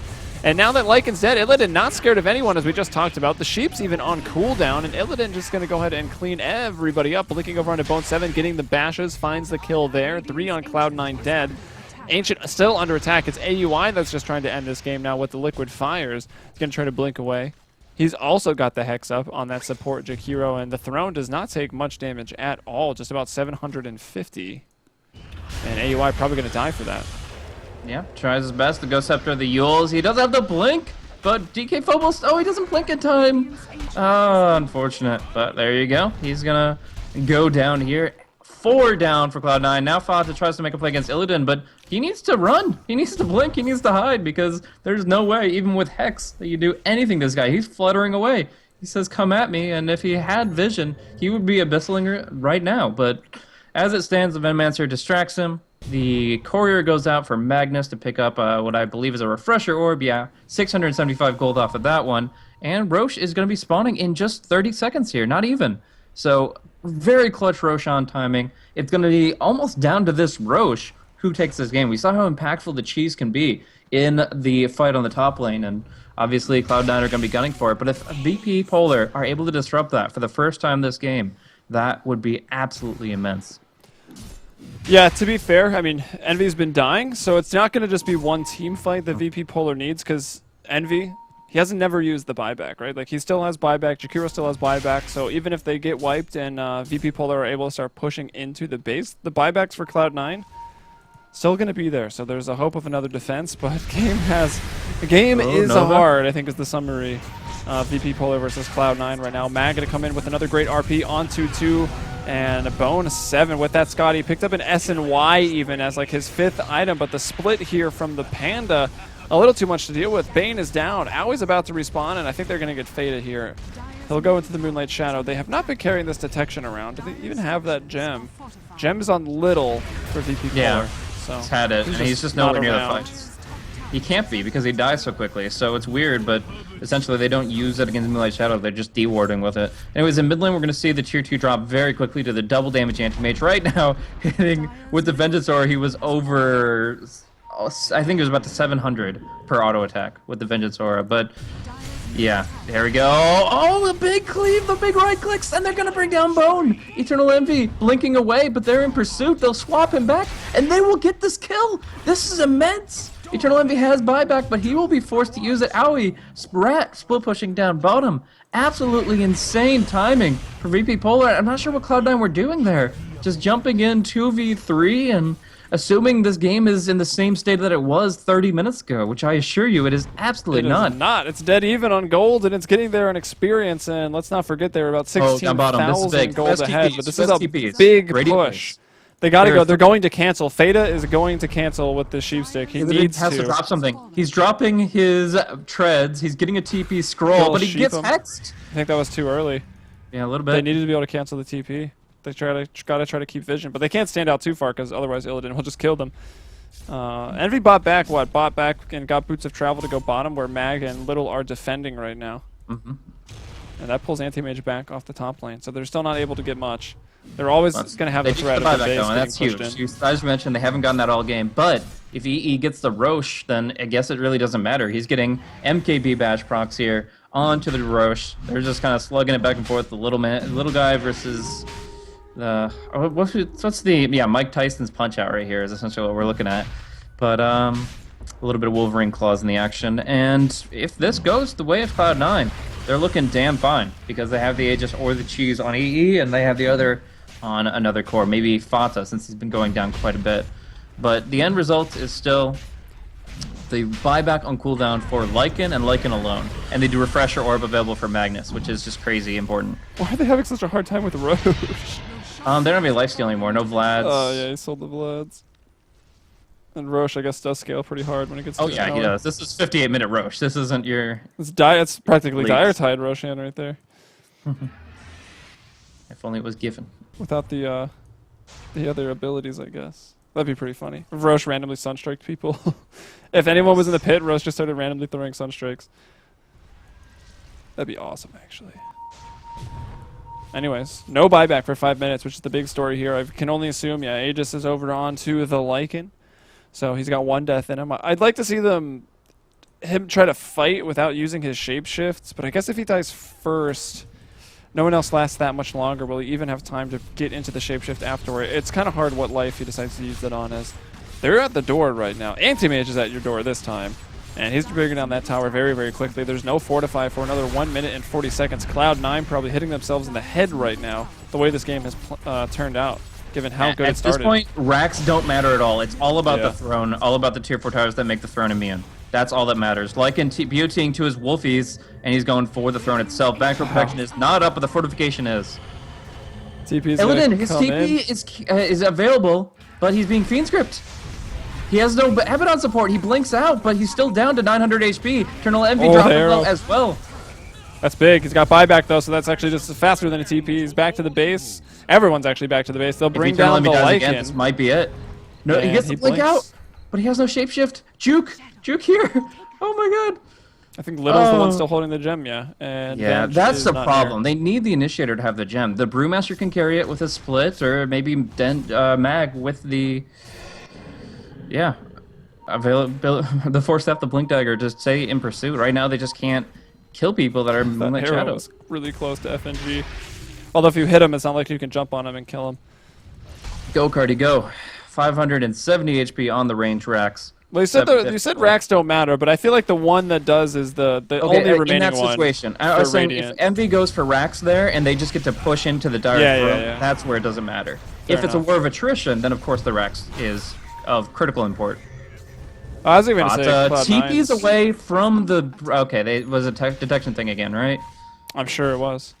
I have no doubt that it was lack of detection. But he doesn't have any... Unless he had a rune. Did he pop a rune?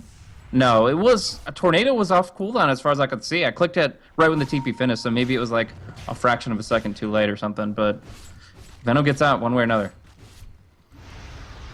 You'll sit there by AUI?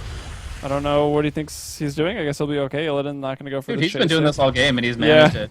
So. It's been pretty annoying. He's died 9 times with 2,917. He's got 5,000 gold. AUI looking so strong. Do you think it just goes Lincolns? Just put that Lincolns on the Lycan? I mean, maybe an Abyssal gets Lincolns off or something? Yeah, I mean, Lincoln's always good at this stage in the game. The Hex he already has. Refresher sheep, like, honestly. Yeah, Blink. Any hero with Blink Hex could consider a Refresher Orb, and Jakiro's not an exception to that. Well, he's got enough for something. It's going to be buybacks for now. No buyback on Anti-Mage for 5. No buyback on Lycan for 2. So those are pretty big deals right now. They'll both jump right into the Ice Path. The Hex onto Mag, running around the Macro Pyre. Moonlight Shadow's gone out. There's a haste even on Fatal right now. He's who's got the AC right now? Oh, it's a negative AC aura. Okay, never mind. I thought for C9. They're letting DK Phobos slip away. The Poison Nova will take him down to 200. It's going to be all the Venge. Theta gonna get jumped on by Illidan. Illidan nightmared up right now on the low ground is FNG, maybe just waiting for the Fiend's Grip to be thrown out. Pylai has essentially stopped using that ability, and the fighting in the bottom lane looks like it will cease for now unless Mag wants to go in with RP. He's got Refresher as well. Okay. So the big thing is they killed off the Venge, but they let the Brewmaster live. So they have the negative Vengeance Aura, and an arrow will not connect. Cheese is now on the Mirana. Bone 7 has Cheese. Eternal Envy is kind of playing his game on top with all his cooldowns available, but it's down to this. Fata with his ulti coming up in a moment, but Illidan going in now. Wow, the blinks out were super quick there by Cloud9. I don't know about that Hex. That seems really early from Theta. And up top, yeah, is the RP. Was it used? Yes, it was. One of them. He's got another one. It will get the range. That's Eternal Envy finally taking out the range racks now, trying to run into the trees. He's going to blink. He blinks and he Boots of Travels out. And meanwhile, the rest of the team still fighting. DK Phobos going to get off the Primal Split here.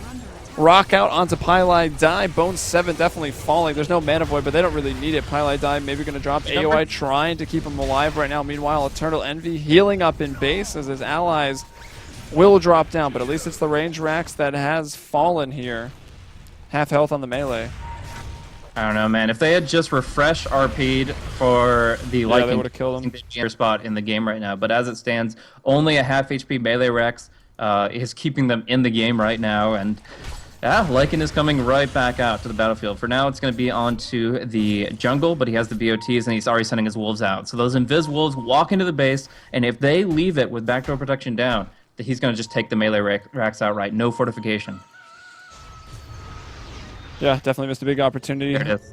Eternal Envy's buyback was on cooldown. It might not have been long enough because it just came back. If they killed him, it would have been maybe 30 seconds. They lost racks because they didn't RP. Wow. Everyone just TPing in to try to stop this, but it's too late. The Rax is already down. They'll get the Abyssal Blade. They can RP if they want. They'll kill Envy. He's got buyback, though. And that's the Mega Creeps. I mean, it's still not game over yet. And actually, DK Phobos is going to succumb to the poison of the Venomancer. And Venomancer, Fada will TP back to base with 6,500 gold this game, striving to be the longest. Now look how quick Illidan still dispatches these Mega Creeps. It's still relevant that he can take these down in about 4 quick swings without losing any HP because of the Hardened Butterfly. So pretty big deal, but the throne is very vulnerable now with only a few Moonwells keeping them, keeping the base decorated. Either way, we do see them going in for the all-in play. They're going to force Eternal Envy's buyback, and they do have 1 RP. Not both, but 1. Yeah, we'll watch the Anti-Mage up here. Going on that top tier 4, the buyback from Eternal Envy. Committing to a base race. Wow. There's some people there ready to defend. FNG is one of them. I don't think he'll be able to stop the Lycan from attacking anything. Manta illusions working on the racks. All of VP Polar is actually falling back just because Eternal Envy. Just trying to cancel TPs, trying to keep him back, but now DK Phobos goes in on him. Eternal Envy still not pushing in, and is going to be Owie 2000 to take a spill here. Buyback is available on him, so he's willing to risk it for everything, and he's still waiting. His patience. The patience from Eternal Envy. Yeah. That was a weird fortification. I'm surprised they forted for that melee Rax. I think the fortification for the throne is too important at this stage. Either way, they have Eternal Envy popping the shapeshift, going in. FNG has his borrowed time, so he's not a target. The throne is the only target, and it is being hit right-clicked down by the wolves. But they let one TP go out. I think it was Anti-Mage that got back. Yeah. They don't want to let Mag back with that RP, and Eternal Envy's already well fallen back. Oh, not gonna get him. Oh, the Hex! Mag going down. No buyback on the Magnus. This is... Oh, he has 45 gold until he gets it. Yeah, just a few seconds to wait here. I guess he will have it if he needs it. And checking Roche early, but not going to be likely to spawn. We do see... I mean, this is a tense situation. No buyback on anybody but Mirana and Bane. Though in 20 seconds, Anti-Mage, the big one, will be back. Yeah, it's pretty funny. Gold, dude. This game has been teetering with Anti-Mage with 4 minutes left on buyback, and then Lycan with 4 minutes left on buyback, like back and forth. Like the teams have had the opportunity to get the pickoff, but they've just never been able to do it when the buyback wasn't available. That's insane. It's back for Polar, because like, there you go, Anti-Mage can buy back, Eternal Envy can. If he dies here, it's probably the game, and they're going to be the ones that get aggressive. The Scotty attack's going out, Bone 7 going to go on some creeps after the Manta split, and they've got Eternal Envy. He'll BKB up, he'll be able to run away, and now Pylai is in trouble. Is just the support, does have buyback as well. AUI doing what he's been doing a lot this game, just in the bottom lane being annoying. Goes for a 4-staff even right now for the utility at 67 minutes. Big swap back, blink away, back to the same spot. Yule Scepter up, Yule Scepter up. Ice Path to retreat. Wow, what a well-placed Ice Path from AUI. Getting both of them, but it might not matter because Illidan's the one down here. Another 4-staff out. He's trying to buy so much space. Look at the throne. The creeps are starting to hit it now. This is what's really important. Owie dies. He's dead for 2 minutes.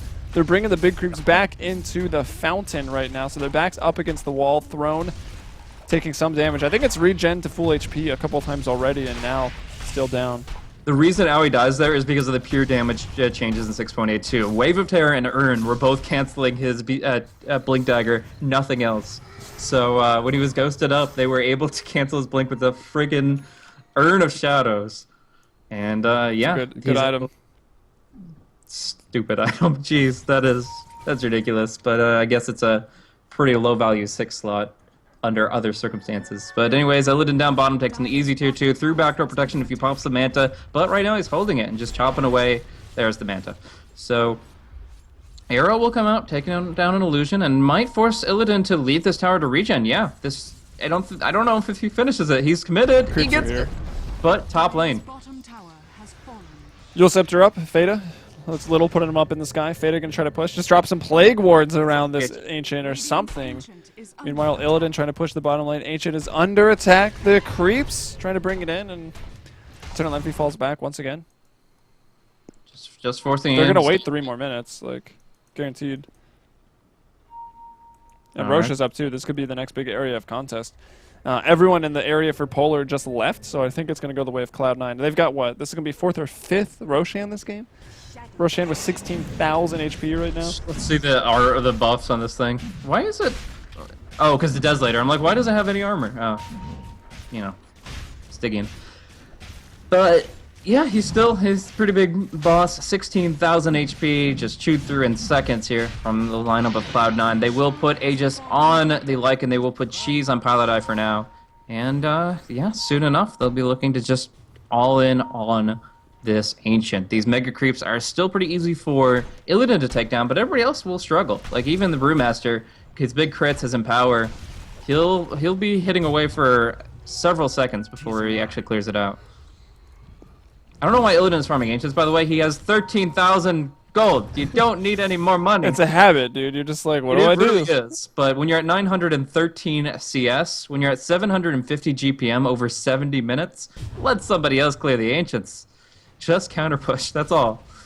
And all of this started off a 19-minute Battle Fury.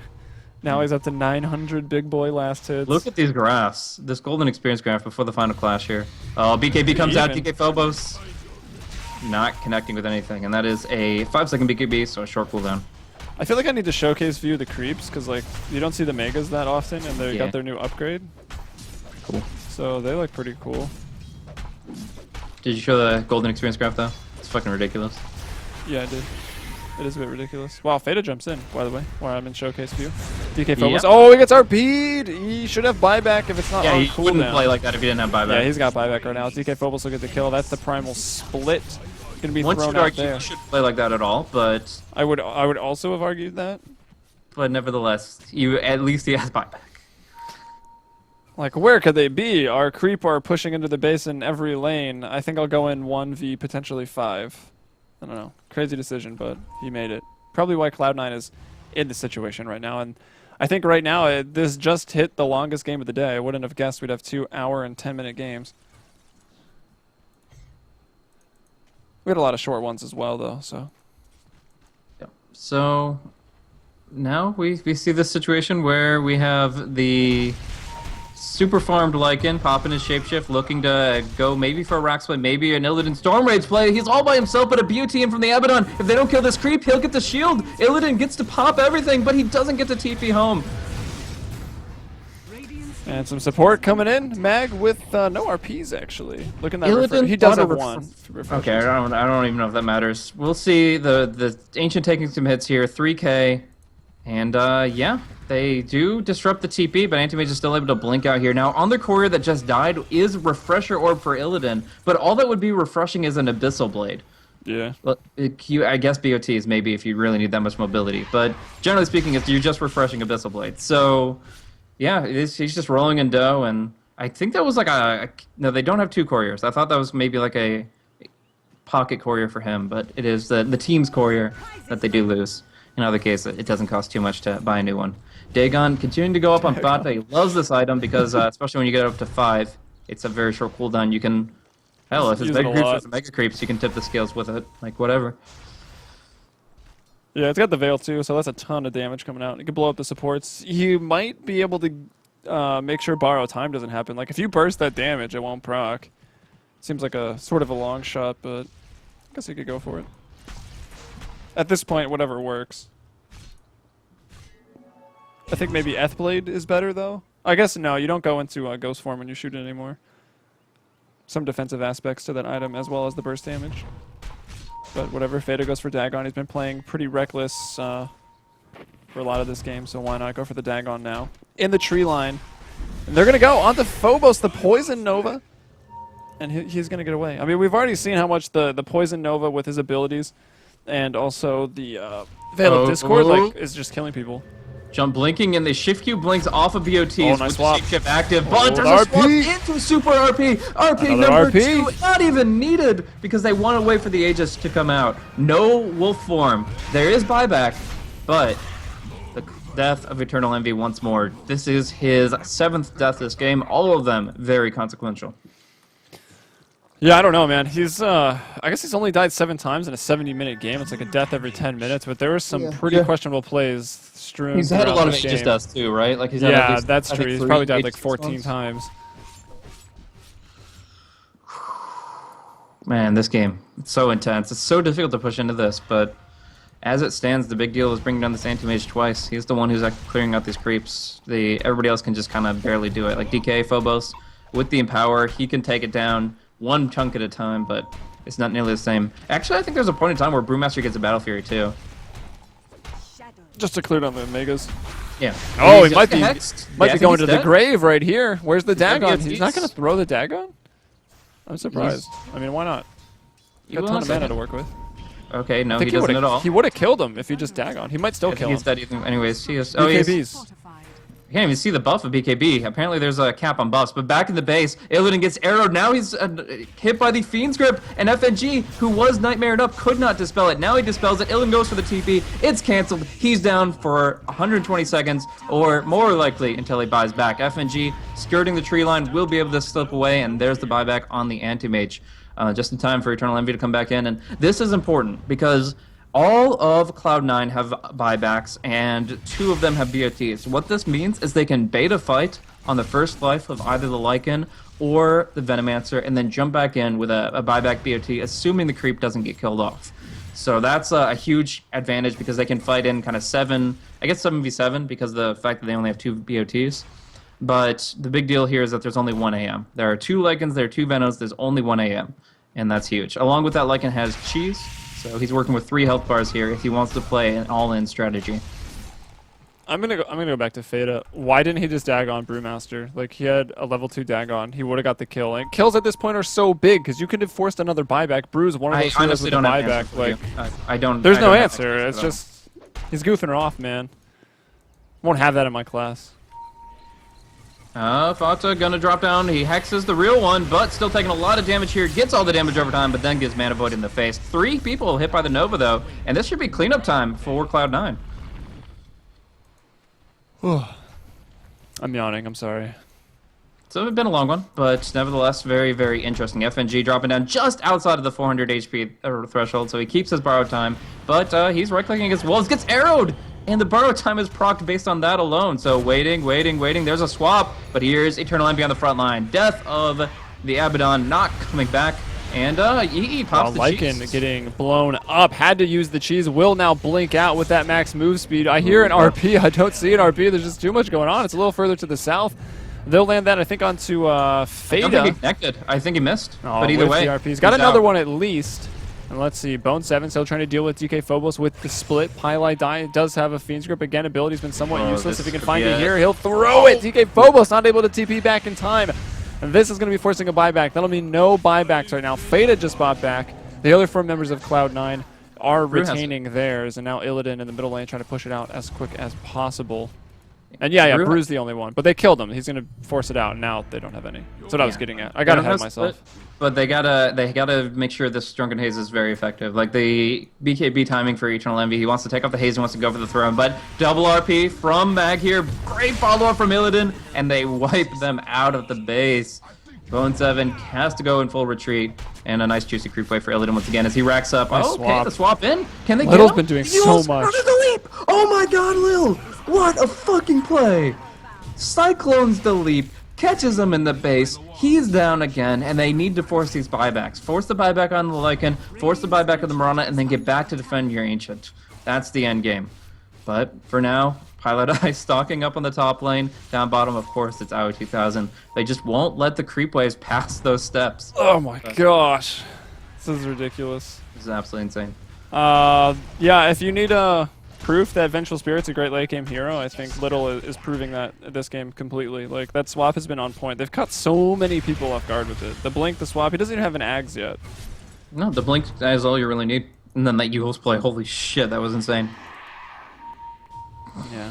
Ags makes the hero kind of fun.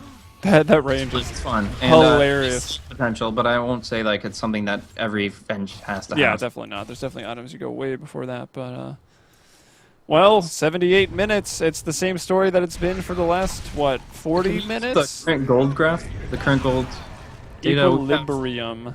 XP is about to go back to that too. We have 3 people above 4K current gold. We do see a split come through, and that they didn't get anything with it, right? That was potential misplay, a blink out right when it happened. Actually, did not catch when they used that. Seemed maybe on an illusion. There were illusions in mid.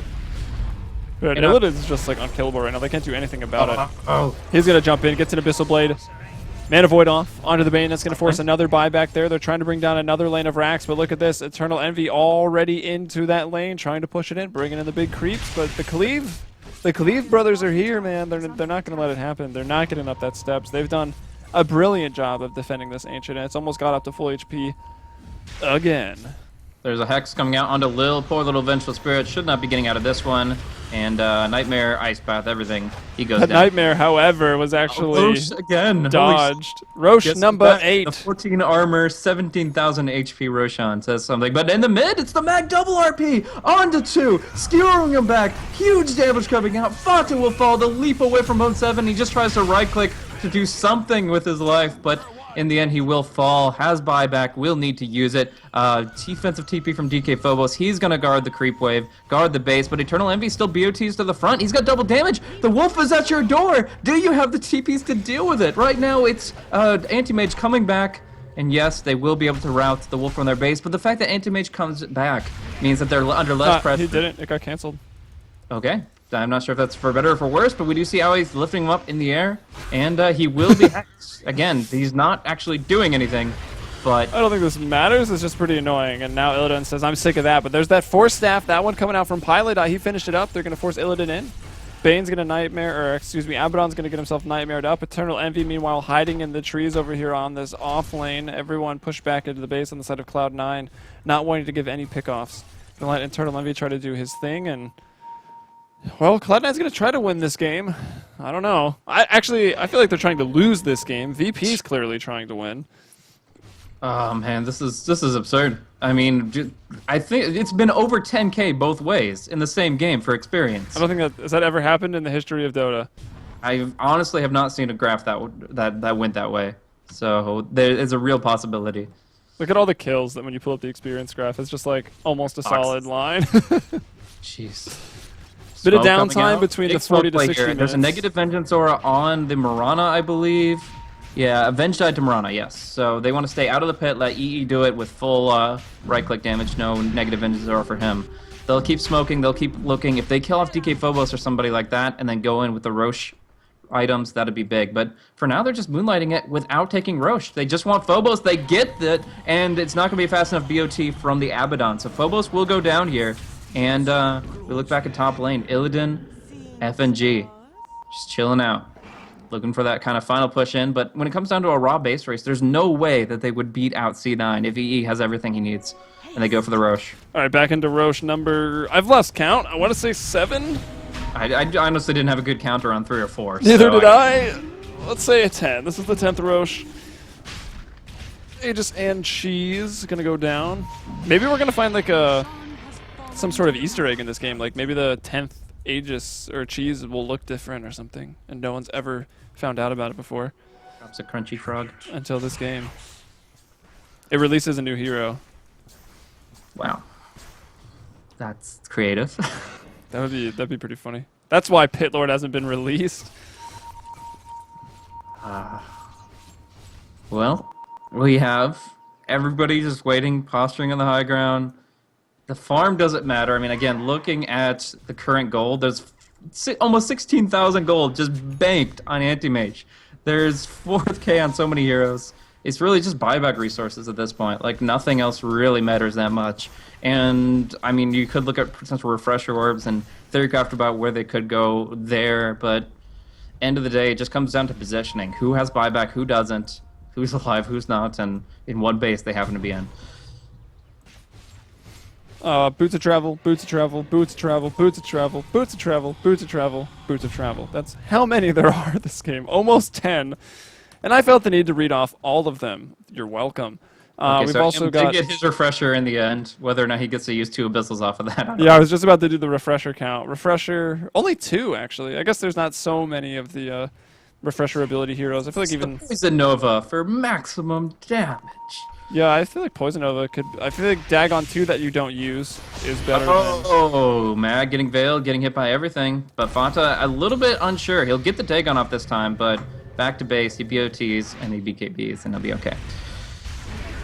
Still, yeah, there are 2 people without BOTs on Cloud9. There's 1 person without BOTs on VP Polar. It's the Vengeful Spirit. And when it comes down to it, there's a lot of Blink Daggers, too. There's 4 Blinks on the side of C9. There are 3 on the side of VP Polar. And then 1 Hex versus 2. C9 having the advantage. So, yeah, it's a crazy fucking game, but at this point, there's nothing that really digs you out of what the state of affairs. Like, this is... I would consider it like Cold War era, like nuclear missile standoff. Both teams have a crazy amount of potential damage they could unleash in full force, but if they do, they risk it being thrown at them and their base. So right now it is really a full stalemate between the 2 sides, and just kind of gradually approaching from multiple fronts until pickoff occurs. Smoke a Deceit status, that would be actually interesting to look at. 1 in stock in the Dire shop, 0 in stock in the Radiant for 3 minutes. And as far as I can tell, none on the heroes, and none on the courier. So Cheese is actually on the courier. That's interesting to note. Yeah, I mean, you're this late in the game, like your supports are getting 6 slotted. Not quite, but actually Yule's Blink, Medallion, Shred. So you got 4 cheap slots for the Vengeful Spirit. She's not doing too bad. Bone 7 got an MKB. Oh, this should be Butterfly kill. up. Oh, the Moonlight Shadow to initiate and try to find a kill. They're going to go on Phobos right now. He does have buyback right now, so even this is not going to be really ending the game, but it's a start for C9. And now you come in with the Mag, the Skewer. Pine Dye is actually going to dodge the Skewer, and Anti-Mage is going to jump straight onto him right now. Bone 7 is going to do what he can, but Illidan's just going to kill everybody. Envy just running straight in for the throne, but there's still a Glyph. And there's people here. Okay, actually, Fada and Jakiro and Lycan are all here. Everyone's got to run back. Lil's dead. Anti-Mage is here, though, and they're not going to be able to do anything about it. He's probably going to kill Fada as well. He'll get Yulesed up here. I think that's AUI throwing up in the air, maybe an Ice Path as well, but Illidan is just running after him, and he's going to bring him down. He's unstoppable, and C9... They just can't get onto that Ancient whatsoever. They didn't even have to use the Glyph right there. Yeah. It's also, as far as those that didn't catch it, the Magnus, he blink forced, then refreshed to blink back in. And while that's really cool, having 2 RPs versus 1 that didn't even save the Brewmaster, it definitely wasn't what they needed there. The Brewmaster still dies, and just getting there a moment faster doesn't really change the state of affairs. So the Brewmaster with buyback as well. Yeah, that's the thing. Like, his buyback, his second life was the important one, not the first. And yeah, the Brewmaster, the Magnus going for that. Yes, he got in there quick, but I think it was a mistake to use the refresher that way. In either case, they've taken down 2. They want to force at least 1 to buy back. So Illidan's on the front lines here, destroying these Mega Creeps so very quickly. But he's about to break 20,000 gold. Yeah, 20k current gold, 55,000 net worth, They still have 1,300 last hits. Tower's going down. Cloud9, I mean, they're not going to get any stronger. Like, they can't do anything unless Virtus.Pro screw up at this point. Like, Cloud9's not going to hit the throne, and I don't know. Like, you would think the team with that is going up against an undefended Ancient would have the advantage here, but VP Polar has stuck in it to win it since like the 40-minute mark, and they've just been climbing steadily. Yeah, I think it's pretty huge that Lycan has not picked up AC yet. He's actually going to go for... He hasn't had an Abyssal this whole time. His items are useless, honestly. Okay, useless is over-exaggerating, but like, you look at a Lycan with these items, like a Blink... He has a Blink, Deso, BKB, MKB, like... I don't know. I think it's fine. It's not like... It's not like game-ending, but did he have like, a Necro book at any point during this game? He didn't go for it, right? Yeah, he did have Necro 3. And he sold it? Yes. I mean, I guess Anti-Mage just kills it, but when you're pushing by yourself like that, I mean, at least drop him. Probably Nice could have got a Rax Where's the faster. Fiends, though? Do you need FNG out of the fight first? He wants to blink and Fiends onto the Anti-Mage. He gets a Aphotic and he gets out. FNG still trying to run. Borrowing all that time. He's got the gem. Now the RP comes through. That's onto Eternal Envy, but there's no second RP now for another 15 seconds. Illidan could be in danger of going down right now. It Let's see if goes he's got the down. buyback. He does have a buyback. 3 people up on the cliff, all chasing Mag. I think they all blinked up there too. The Mag is in some trouble. Buyback on all 3 of the heroes that just go down. those are the Boots only of 3 traveling buyback. up to the top lane almost immediately. So, going back to your talk about useless items, like, that's how they killed anti-mages, by No, I don't piercing think through the butterfly. don't think they're useless, but like he can't kill anti-mage with them now, and I don't know. I don't think he ever had a Necro, by the way. He just, with the MKB Basher and Dezo, kills anti-mage. Like, anti-mage is not really good at 1v1 by comparison, and this Lycan has 1.5 base attack time.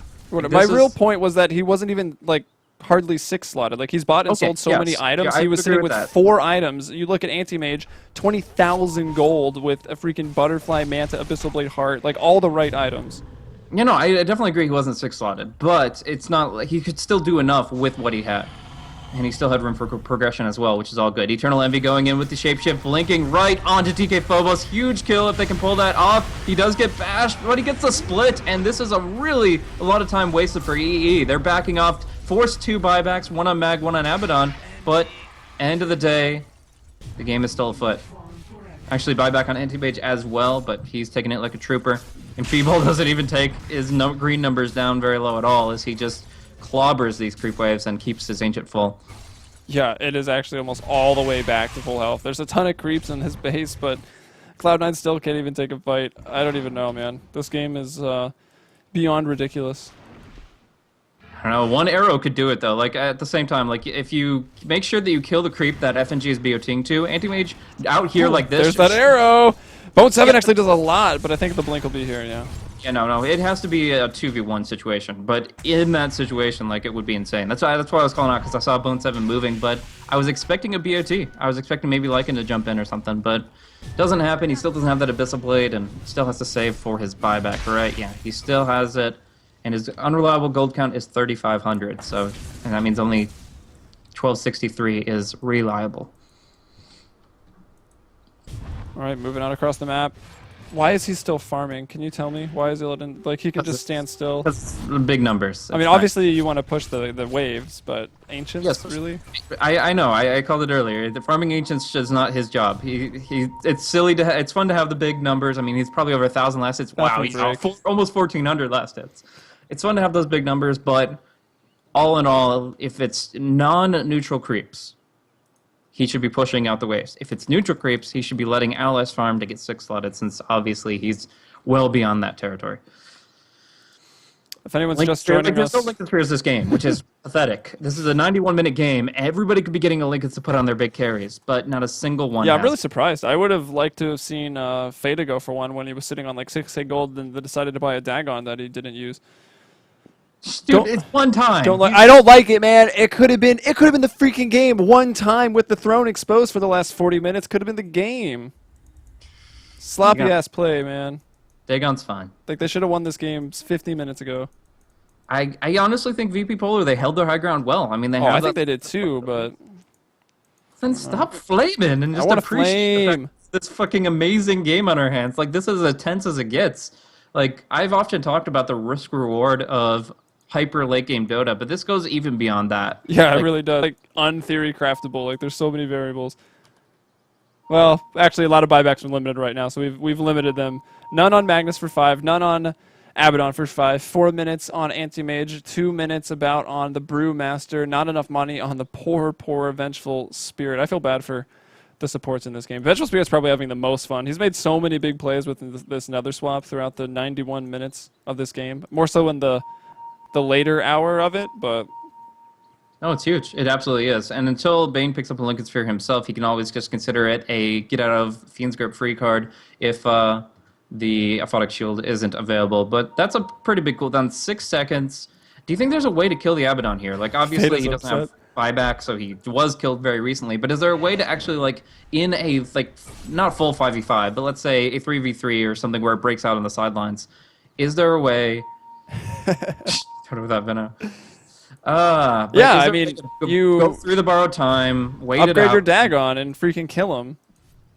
And you actually kill him. Because if they take out FNG, the Illidan actually becomes relatively easy to bring down. 400 is the on the back line, like, they're all BOTing to the wolves. His wolves.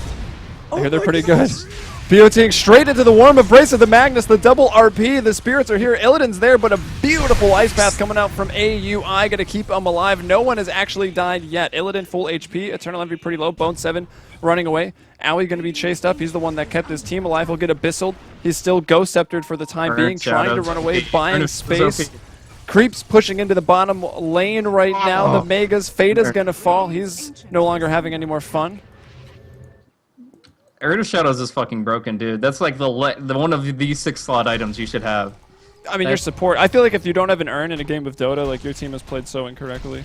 But it just the canceling the blink dagger there, like it's getting so many kills. This is the 3rd time that somebody has died because they can't blink because of urn. It's so good. But anyways, I love that play from Cloud9. This cheeky triple BOT to invisible wolf strat, just suddenly the entire team onto DK Phobos. It was so smart, but Mag was there with the quick reverse polarity and ×2. They didn't actually get that much damage from the anti-mage because first he wasn't empowered, and then when he got in, a great Ice Path and Hex coming out from Owie 2000. So they do keep Illidan out and keep them from being wiped, but that literally could have been the game right there. This is so intense. I think a lot of things could have been the game right there. 66-53. Let's take another look at the glorious Avant-Garde Gold Graph. Yeah, actually, I think the experience one is even more ridiculous. Going down from what, 12,000 to 11,000. Graph of that magnitude. Yeah, I don't think so. We got a lot of people watching right now. Anyone seen anything like that? Type yes in Twitch chat if you've seen a graph that goes to 10,000 on both ends. Meanwhile, Manta Illusions bringing down some racks. Goku working on that. He needs to power up, dude. He needs to hit Super Saiyan 3. More, I mean, this has been the length of like 5 Dragon Ball Z episodes. How has he not charged the Spirit Bomb? Like, seriously, answer me that question. Twitch chat, we need more Spirit Bomb. What the fuck are you guys doing? Holy crap, this game is insane. I'm just trying to think of like where's the next piece of the puzzle. The Geometry Sight Vision, like if we look at Observer Wards, it's just kind of spread intermittently. There's one in mid lane, there's one on top lane, seeing the split push, seeing the rat plays. Illidan will be caught inside the Nightmare first and foremost. FNG taking that off immediately. They need to get dual disables out. They need Hex arrows, and they need Nightmare Fiend scripts. Like they need to make sure that these are all covered up so that FNG can't shield the AM, and they can just kill him in the duration of one of those. Eternal Envy is getting pretty close to the buyback with the Abyssal Blade. He goes towards the Secret Shop now. He won't quite buy it. But the Blink Abyssal Blade, it was the answer in the last game, which was almost 2 hours ago at this point. Oh, God. Don't even remind me of that fact. We saw it. It was Sven with the Blink, Stormhammer, Abyssal, and it was also Broodmother with the Blink and Abyssal Blade. It was what got them the victory. Or that was even 2 games ago. So probably more than didn't have a blink, but you're absolutely correct. Yeah, whatever. I mean, Abyssal Blades are good. Let me go down finally bottom. getting towards one. Phobos gonna be sheeped up. Another good swap. Another good Ice Path as well by AUI to hold him in place. The Boots of Travel coming in. Not going to allow it, but Mag gets in anyways. TPing in the nick of time. Spirit Bomb is going to get RP'd up by Mag once more. The Shockwave will miss, but it doesn't matter. Another RP here. Another Shockwave to throw out afterwards of the Refresher. EE goes down. Buyback on them both. Down for 100 seconds, but I'm sure that buyback will be forced. Meanwhile, Anti-Mage wasn't even in that fight. He's pushing out the creep waves. Team fight not done yet. Fada is going to jump in. Highlight die as well. Who did they bring down? They brought down the Venge. And here's the buyback. Lycan now in here, into the fray. 20 seconds on his shapeshift, but they will bring down Phobos with a nice Fiend's Grip. Morana focuses on that damage, brings him down. It's now 68-55. Buyback on Brew, but there is no Vengeful Spirit. Yeah, she's emanating the Vengeance Aura to Morana. Bone 7 for 80 seconds is going to give them that negative 36 damage. So that's a pretty big deal. Just get out of here, do something else. We want to push. But Fata actually pinned in Bag in the corner there, but he doesn't have a way to cancel TPs. With the Hex on cooldown, he actually doesn't have anything. And I think that's actually huge. He needs maybe a Yule's, I don't know, maybe a refresher. There needs to be more refreshers. Really, but I don't know. I mean, obviously, like the Dagon 2, I don't mind it because I think that there is a lot of value in just quickly taking somebody out before maybe an Abaddon can save their life or something. But end of the day, we still need, and it's good for Lincoln's popping too. But in the end, we need more ways to cancel TPs because people are disengaging too effectively. Still, you could definitely see how C9 wanted to play that last fight. They started engaging and they had the EE buyback. They wanted to use it offensively, and in doing so, they take the Roshan. But what do they do with the Aegis and the Cheese? Before it went to Eternal Envy, but he's starting to flesh out his item slots. So he picks up the Cheese. Is that his Blink Dagger on the ground? Oh my gosh. Yeah, dude, he's actually... I think he's had 12 different items throughout this game. Like, I don't know, it's funny, but he's finally getting close to it. The Cheese, and he's going to pick up the Aegis. Oh my gosh. Good thing it wasn't sniped. Look at all these TPs. There's like a trail of TPs. Like, ooh, a TP. A piece of candy. A piece of... Oh no, Lycan. Aegis, okay, so Cloud9 picks up the Aegis and EE gets his blink back. I was going to be surprised if he left it there. It's just so clutch to being able to jump in. Yeah, the blink seems better. With your full potential. It's also really important for breaking the throne because they have to catch him off guard. Nice ward up here. We didn't really get to talk about it, but at the bottom of the map there is a ward on the high ground that won't be dewarded easily. Very important when there's a lot of, well, no more Necros, but there are gems and stuff flying about. I'm still not convinced there ever was a Necro, because he went Medallion into... I guess he must have had one. I don't even know. Can't remember at this point. Theta, gonna get jumped on, brought down rather quickly. That's the Abyssal Blade from Illidan getting it. Wow. Illidan is 31-9. Almost half of his team's kills, and they've almost got 70 kills. Saying something. And he got off to a slow start, too.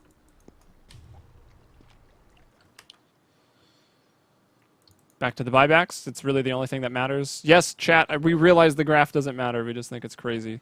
Anyways, buyback on the Anti-Mage. Buyback on the Magnus. Buyback on the Brew. Morana. Bane. Veno. And Jakiro. Throne. Still sitting at almost 100% HP. The middle GG rune, a double damage rune. Bottle that shit now. Just get a bottle out here at 98 minutes and get that double damage rune. That is glorious. He's just gonna pick it up. That's fine too. At least it's not in the enemy's hands, but it's so awesome to bottle that shit up. Unfortunately, Illidan is 8,000 slotted with 21.8k gold stashed up here. This guy could buy another ancient, like... That's... Guys, at this point, just get some peons, some wisps, a second king in chess, and build another tree of life. Like, come on. Fuck. Put it in the top left this time so the Dire don't know where it is. That's the trick. Yeah. Have you ever had Warcraft 3, you played Night Elf and started losing, and then you like BM somebody by just uprooting your tree of life and then moving it? It has the ability to eat through the tree line, so you just dig a tunnel into the forest. They have to buy flying units to find it. I didn't play Warcraft 3 very much. Only a couple times against my friends, and we were both very, very bad. Well, you had to like farm and stuff. It was weird. I'm guessing he can't micro his wolves. I mean, is that a game bug, or is that just this game's been so long his hands hurt? No, it is bugged. I think it's okay for the teams to get a 60-second breather, even if it is technical or non-technical. No, of course. Hydration at this point, like, need some water, man. Man, it's a shame we didn't have a Darkseid this game. When the Ion Shell is involved, the special effects, the meteor showers and the apocalypse and whatever does start happening around 100 minutes into the game. No, I saw some posts re-emerged of that, and they were showing it at like 80 minutes, and I haven't seen any. Yeah, it's if there's a lot of Ion Shells. Darkseid has. Okay, I see. I wasn't aware of that. Was the interaction? So now it all makes sense to me. It's not. It's just spells in general, but Darkseid is the main perpetrator for that. All right. That's so random. That's so weird. Like, how does that even happen? It's happy coincidence. Holy shit! Look at Vengeful Spirit's TPs. He doesn't have BOTs, but he's covered. Dude, I mean, you don't want to lose 1,600 gold when you're about to die, so you just buy 19 TPs. Oh, those are owned by Illidan. Anti-Mage bought everybody TP scrolls. Oh, that's why. Is that why there's like 100 TPs laying all over the place? I think all the Roche Pit TPs are probably C9s, and they've left 1, 2, 3, 4, 5. The thing is, there's only one hero in the game that doesn't have BOTs. He felt bad for Lil. He said, don't worry about buying any more scrolls, and he gave them all the scrolls he could possibly need.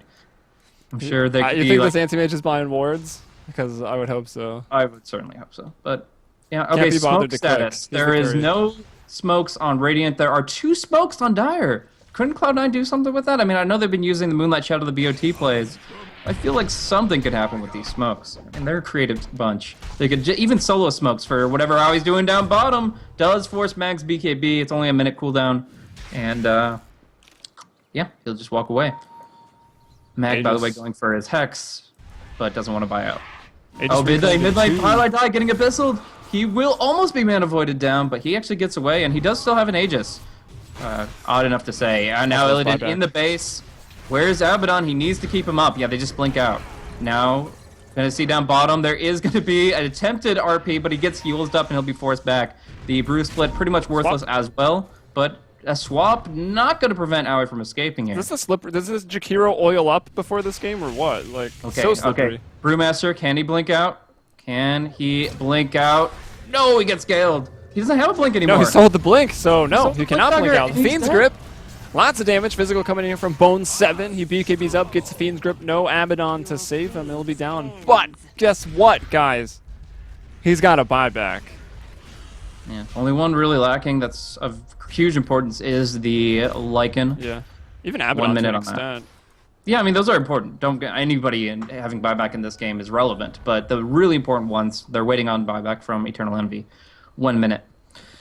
And that means, as it stands, he's still not able to pick up an Abyssal Blade, which kind of important. Invisibility. Like, if they had the Abyssal right now, I think they'd be in a game-winning position.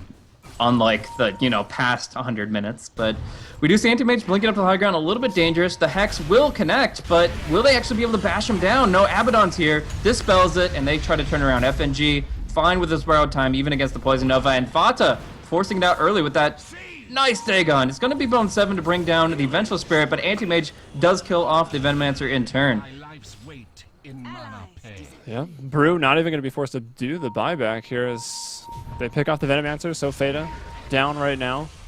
70 to 57 into the base. They are, though. This is Moonlight Shadow here from Bone 7 trying to bring down the house, trying to bring down FNG. There is, man, a couple more clicks there, but has to watch out for the bash chance. Abyssal was on cooldown. He maybe could have killed the Abaddon. Again, no buyback on that hero. 1,000 gold short. Eternal Envy pushing in the bottom lane right now. Up top, there's Aoi. He switched up the lanes. 7,000 gold there. 9,000 on Mirana, 6,000 on... And this is current gold, by the way, not net worth. 22k, 10,000, a couple 7s, 5s. Even the poorest person in the game has 1,300 gold saved up right now. Now, reminder that buyback it has a factor of time as well as levels. So in this case, everybody's buyback is extremely expensive. Like, everybody's level 25, of course, but it's also 2,500 gold to buy back in this game, and that's reliable gold, which is kind of scarce when all the towers are dead, and we haven't seen enough kills recently. 100 minute, yeah. Chat's on the spam. We are indeed over 100 minutes. 103, in fact, and we're going to be looking for 9 Roshans? 8 Roshans? Who somebody has stepped any down, idea? but It's some massive number. double I'm sure damage someone food. somewhere is keeping track. We'll probably see the Don't information you dare later. take that DD Rune Pilot Eye. Do it, It's just Pilot not Eye. even cool. Give it to... I mean, Mirana's got pretty good agi game at this stage in the game. 2.75 per level, so at level 25 with this Butterfly, she is kind of in carry mode. Not the hardest carry, of course. Doesn't stand up to Anti-Mage or Lycan here, but it's not bad. It certainly is not. Eternal Envy, DBOting to the mid lane. Big commitment here. The fortification is up on the Radiant Throne, but they're just forcing defensive plays so that they can go into DK Phobos easily, and there is no Aphotic Shield. He's going down. A free kill for them, though he will have buyback. Story of the game. He dies, but he does have Important to buyback. note, it's still, I'll say for the next 20 No, minutes. I'm going to we have keep do a saying big it swap too. in It's mid. the only thing that matters. Fate is in swap in trouble, mid. but he gets off a good Poison Nova. But again, it's the swap from Little that sets it all up. Another kill there. Feta dies, but he does have buyback. Where's Ancient Empress? Where's the when you need one? Necrophos? That was clearly the pick this game. 21 sentries on Lil, because again, he doesn't need. He All bought by Illidan. appreciates the carry supporting him. That's what happens in the ultra late game. Who would have thought the carry becomes the support so that the support can become the carry? It's pro Dota. It's not just that they have a courier and a flying courier purchased 3 minutes into the game. It's the fact that the carries buys the wards. I'm surprised we don't have a bunch of... If I was in this game or any game going this long, I would have just bought like 100 couriers and put them on follow in an endless circle with shift queues, so they were just running around in a circle on the map for 20 Might minutes. disrupt somebody. If it takes one right click away from the Ancient, it's worth it. Yeah, right? Just around. Pipe the pans, man. All right, so Refresher did come out for Jakiro here. He's got Blink, Force, Hex, Yules, BOTs. All right. He can go double Macropyre, some more Ice Paths. Like, you can't TP away from him. How is this Dagon only level 3? Like, what? Fantas died 17 I'm times. still dude. really upset. He's died 17 about the times. Dagon. It's my only quarrel with this entire game is that Dagon and the fact that he didn't use it that one time. Like 40 minutes ago, at Yes, least. PJ Salt, dude. And it just probably didn't even have the kill. Like, I don't It even would know. have. He lived with like Think 1 so. HP. I don't think so. He had BKB. That's true. Yeah, might not have done the burst. Whatever. All right, so when's Roche respawn? I don't know, man. Let's look. got- We should just cover the camera there. A minute and a half. Yeah, not too much longer there. Oh, this is a Let's beautiful game. guess the HP. Do you think Roche is going to be at 20k? I think 18,000 sounds about 18? right. Yeah, I don't think he's going to quite get the 20 yet, but he might. This 18, game has 19. been stalemated since I don't know, dude. Like honestly, like 40 minutes in, definitely at 50. So for Oh, about there we 50 go. minutes. This is where it starts. Oh yeah.